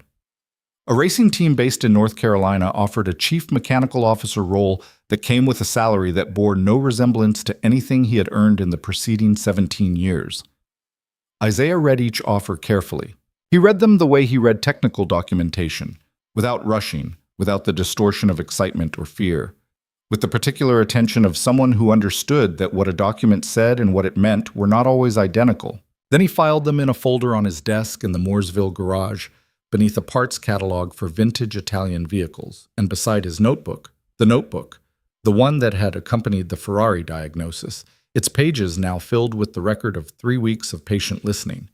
And he went back to work on the late model pickup that had been waiting in his service bay for 4 days. Diane found the folder on Saturday afternoon when she brought Lily to the garage for their weekly visit. She opened it without asking, because she was his sister, and that was her established right, and she read the first 2 offers while Isaiah was explaining to Lily, with considerable seriousness, the function of a torque wrench. Then she walked to where he was crouched beside Lily and said, "Isaiah, these are serious offers." "I know," he said, without looking up. "Stuttgart," she said. "I know. Detroit." Diane, I'm just reading them out loud. You don't need to read them out loud. I've read them. Lily looked between her father and her aunt with the specific interest of a child who has identified that the adult conversation is about something important and is calculating whether this is a moment to ask questions or remain strategically quiet. She chose quiet, which suggested she was her father's daughter. Isaiah stood up and looked at his sister. I'm thinking about it, he said. What's to think about? Everything, he said. Everything is to think about. He picked up a different tool from the workbench and turned it in his hands in the habitual way he handled things, feeling their weight, their balance. For 17 years, the shape of my life was determined by what was taken from me. Where I could work, what I could do, who I could be in a professional sense. All of it defined by the boundary that Marcus Vail drew around me. He set the tool down. Now the boundary is gone. I get to decide the shape myself. That's not a small thing. That's not a decision I'm going to make in a week because Stuttgart sent an impressive offer. Diane looked at him for a long moment. Then she looked at Lily, who was examining the torque wrench with the focused curiosity of a child who had inherited a mechanical aptitude that skipped explanations and went directly to investigation. She asked me last week, Diane said quietly, if her daddy was famous now. Something moved across Isaiah's face. What did you tell her? I told her daddy did something important and people found out about it. Diane held his gaze. She said, was he always important? And I said yes. She paused, and she said, then why did it take so long for people to know? Isaiah was quiet for a long time. Outside the garage, the December afternoon was settling into the particular cold clarity of the South in winter. Sharp air, low light, the lake invisible behind the tree line but somehow present, the way bodies of water are always present in landscape even when you can't see them. What did you say? He asked. I told her that sometimes the world is slow, Diane said, and that the people who matter most are often the ones who keep going anyway while the world is catching up. Lily had stopped examining the torque wrench. She was looking at her father. Dad, she said. Yeah, baby. Are you going to move away? He crouched down to her level. She was 8 years old and had her mother's eyes in his hands. Already, even at 8, the hands of someone who would understand how things worked, who would feel the language of mechanisms before she had words for it. He looked at her for a moment with the full attention he gave to things that mattered. No, he said, we're not moving away. But you might get a different job. I might work in more places, he said, but this garage stays. And we stay. She considered this with the gravity of a child processing a complex reassurance. Then she picked up the torque wrench again and said, Can you show me how this works? He laughed, a real laugh, unguarded, the laugh of a man who has remembered how to find things funny. And he took the torque wrench from her and began to explain, and Diane watched them and said nothing and thought about the shape of things restored. Victoria called on Monday. I want to know what you're thinking, she said, about the offers, about my offer, about all of it. I'm thinking about what my daughter asked me, he said. He told her what Lily had said. Was he always important? And there was a silence on Victoria's end that was not empty but full, the silence of someone receiving something that lands in a particular place. She's right, Victoria said quietly. The importance doesn't change. The visibility does. Yes. He leaned back in his chair. The garage was quiet around him. The pickup finished and gone, the bay clean, the afternoon settling toward evening. I've been thinking about what you said. The heritage program, the partnership. Take your time. I've taken the time, he said. Here's what I want, if you're still offering. She waited. The garage stays open, he said. It's not a hobby, and it's not a legacy project. It runs as a real business, independently, with its own clients and its own reputation. What I do there is mine. Agreed, Victoria said immediately. The Heritage Program is a genuine directorship, not advisory, not consultancy. I have real authority over the technical decisions, the standards, the people we hire. If I say a restoration is done a certain way, it's done that way. That's exactly what I intended. And Lily comes first, he said, not as a declared policy, as a practical reality. If she has a school thing, if she needs me, if something comes up, the job accommodates that. I've missed enough of her life because of circumstances I couldn't control. I'm not missing more because of circumstances I can. Victoria was quiet for a moment. Isaiah, she said, when I was putting together what I wanted to offer you, I had a conversation with Priya about what the program should look like. She asked me what the core principle was. And I said, the core principle is that the work accommodates the life, not the other way around. My father used to drive a Ferrari at 4 in the morning before his family woke up because the work had consumed everything else. I don't want to build another company like that. Isaiah held that for a moment. All right, he said. Then yes. Yes? Yes to the partnership, he said. Yes to the program. Yes to what you're building. He heard something on her end, a quiet exhale, the sound of a person releasing a tension they had been maintaining for some time. Good, she said. That's good. A pause. Can I tell you something? Tell me. The Stuttgart offer, she said, and Detroit, and the California house. She paused again. Each of those would have given you everything you were denied, the title, the salary, the position, everything the industry owed you. I know. Why didn't you take them? He thought about how to say it accurately. Because what the industry owed me was the opportunity to do work that mattered in conditions that respected it, he said. Stuttgart would have given me a title in someone else's structure. Detroit would have given me a salary inside someone else's culture. The California house would have given me my name on someone else's door. He looked at the garage around him. The clean bays, the organized tools, the whiteboard with its diagrams, the child's desk in the corner with the crayon drawing on it. You're offering me the chance to build something, with someone who understands why it matters how you build it. He paused. That's not the same thing as what the others were offering. No, Victoria said. It's not. The partnership agreement was signed on a Tuesday morning in Sandra's sunroom office in Dilworth, which was the same room where Victoria had first laid the folder of documents on the coffee table 6 weeks earlier. The plants were still there, the natural light was still there, and Sandra presided over the signing with the contained satisfaction of a person who had done difficult work and was watching it arrive at the right conclusion. Isaiah signed with a pen that Lily had given him, a simple blue ballpoint that she had presented to him the night before with the declaration that it was his important pen for important things, and which he had brought to Charlotte in the breast pocket of his suit. Diane was present. She had driven to Charlotte without being asked, simply appearing at his hotel room door that morning with coffee and the expression of someone who had decided that this was a day she was going to witness in person. When the signing was done, Sandra poured 4 glasses of sparkling water. She didn't keep alcohol in the office, and they held them up without a formal toast, just an acknowledgement. 4 people who had each done their part of something complicated and were now sitting together in the particular quiet of completion.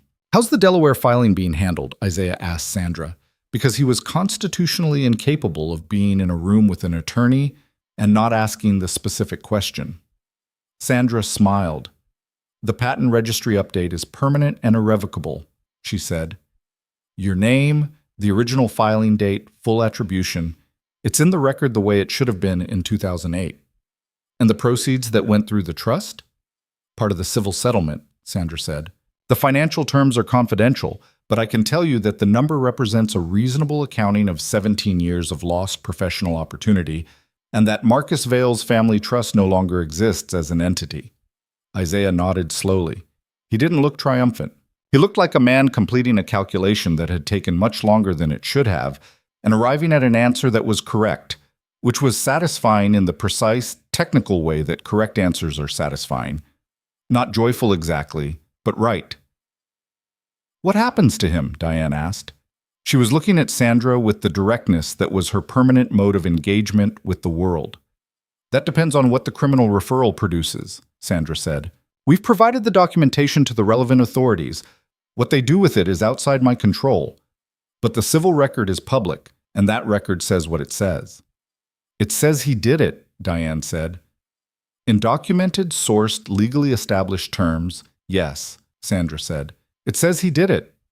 Diane held her glass up slightly, not toward anyone in particular, just a small, private gesture of acknowledgement.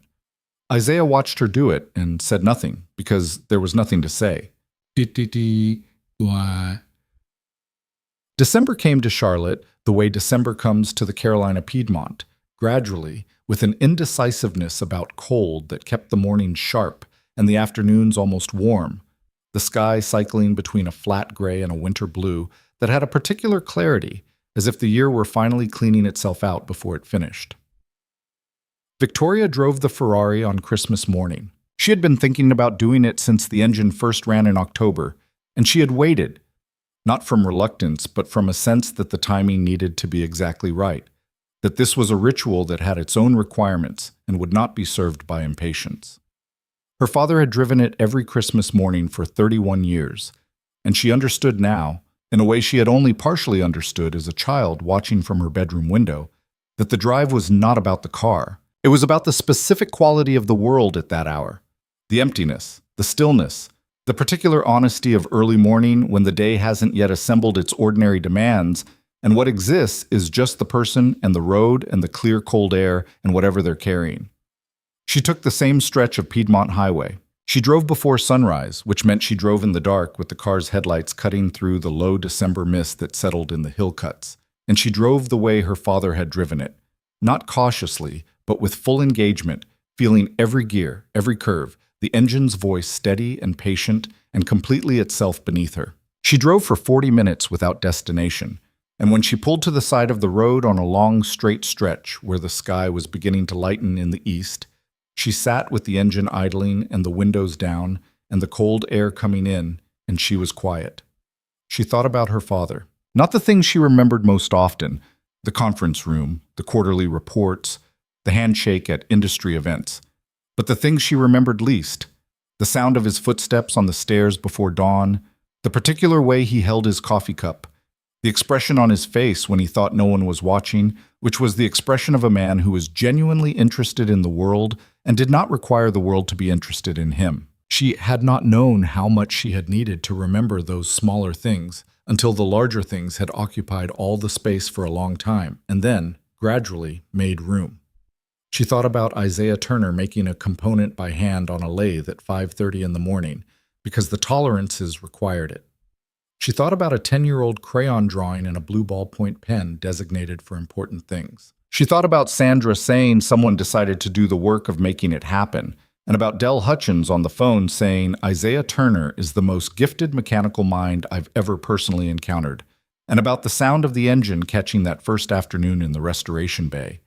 Rough for 2 seconds, and then resolving, finding its relationship, becoming what it had always been capable of being. She put the car in gear and drove back to Charlotte as the sun came up through the Piedmont mist, and the day began to assemble itself around her, and the Ferrari's engine ran on its 12 cylinders with the full, clean authority of something that had been silent for too long and was now, simply and completely, speaking.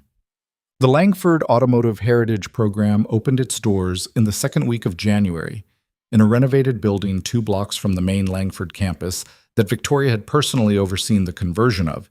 She had wanted the space to feel distinct from the corporate environment, to have the character of a working facility rather than a showcase, and Isaiah had contributed specific requirements about lighting, flooring, and tool storage that reflected 17 years of running a space where the work was real and the conditions served the work rather than the appearance of it. The program's first project, already in process, was the restoration of a 1978 Langford prototype that had been in climate-controlled storage in the company's archives since Robert Langford pulled it from development, a vehicle that represented a direction the company had been considering and then abandoned, which made it precisely the kind of artifact that deserved careful preservation. Isaiah had evaluated it in December and determined, with the characteristic precision of his assessments, that it was in better condition than its 46 years of storage would suggest, and that the work required was significant but not extraordinary. He had also hired his first team member, a young woman named Cora, 26 years old, recently graduated from an automotive engineering program in Raleigh,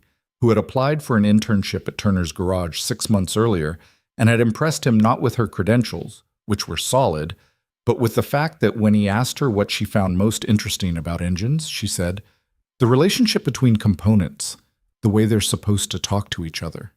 He had given her the internship. Now he gave her a full position with Langford's benefits and a salary that made her cry on the phone when she accepted it, which she apologized for, and he told her was entirely unnecessary. On the program's first official day, Isaiah arrived at 6:30. He unlocked the building, turned on the lights, stood in the empty bay for a moment looking at the 1978 prototype on the floor with its restoration assessment completed and its work plan mapped, a plan in his handwriting, in the notebook, which was the same notebook he had used for the Ferrari, its pages now also containing the beginnings of a new record. He opened the notebook to a fresh page. At the top he wrote the date. Beneath it he wrote the prototype's identification number. And beneath that he wrote what he always wrote at the beginning of a new project.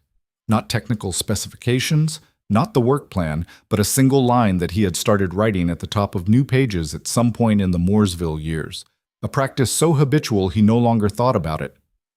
Listen first. Cora arrived at 8. She found him already working, not on the prototype, but at the workbench, laying out tools in the specific order he used, a sequence she would come to know over the months ahead as completely his, as particular to him as a signature. He looked up when she came in and said good morning and pointed to the coffee set up in the corner and told her to get comfortable because they were going to spend the first 2 days doing nothing but going over the car together before they touched anything. 2 days? She said. At minimum, he said. I want you to hear it before we start.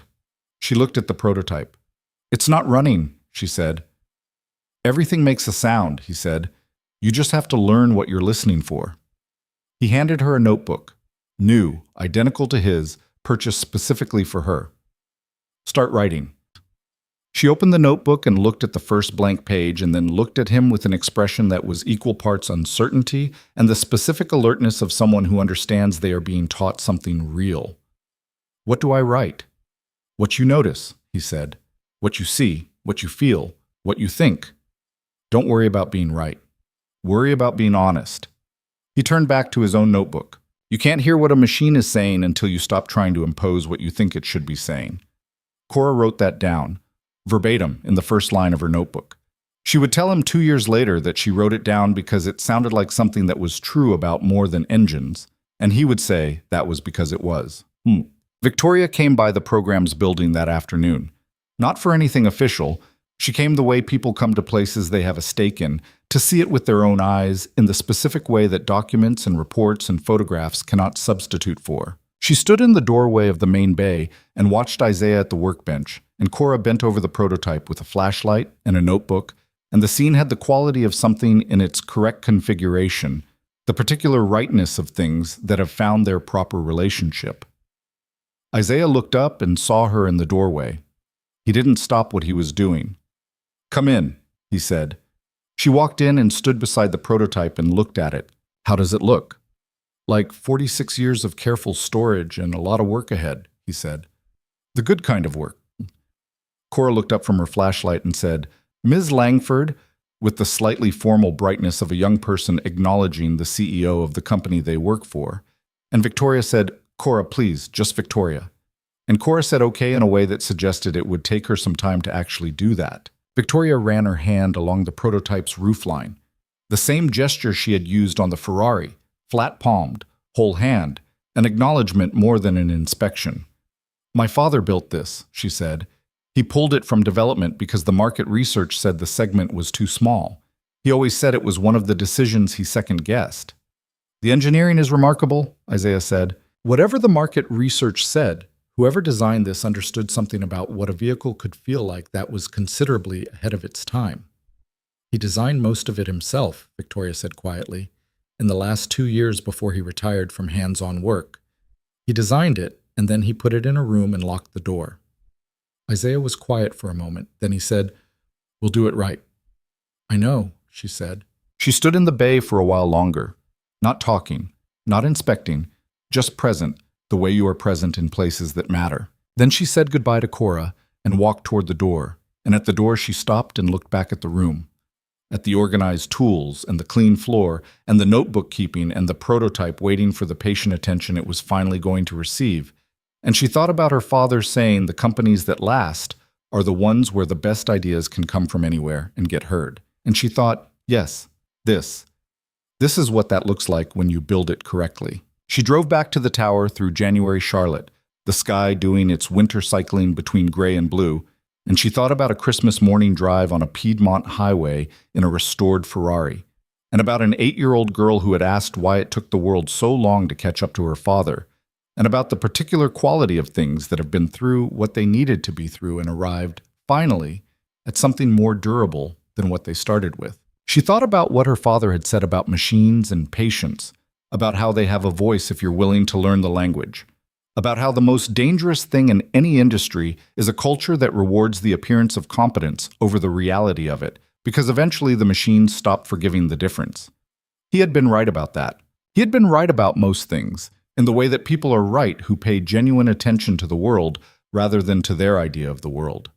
She parked in Langford Tower's deck and sat for a moment before going in. Somewhere across the city, in a renovated building 2 blocks from the main campus, a man who had spent 17 years in a small garage in Mooresville was teaching a young woman to listen to a machine before she tried to fix it, because the listening was not preliminary to the work.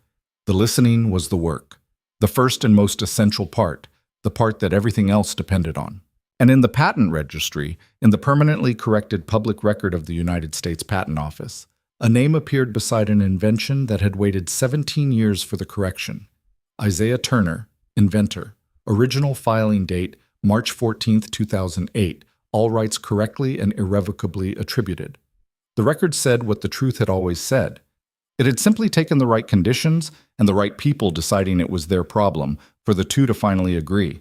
The Ferrari sat in a climate-controlled bay on the Langford campus, resting between its Christmas morning drive and whatever came next, its engine quiet, its condition perfect, its Rosso Corsa holding the memory of every mile it had ever carried, including the miles covered in the dark by a man who needed 1 hour of pure forward motion before the day demanded everything else, and the miles covered by his daughter on a cold December morning when she finally understood what those drives had meant. Outside, the January air was sharp and clear, and the year was new, and in a renovated building on a Charlotte street, a notebook was open to a fresh page, and at the top of that page, in handwriting that was small and precise and completely itself, were 2 words that had guided the best work of a man's life and would now guide the work of everyone he taught.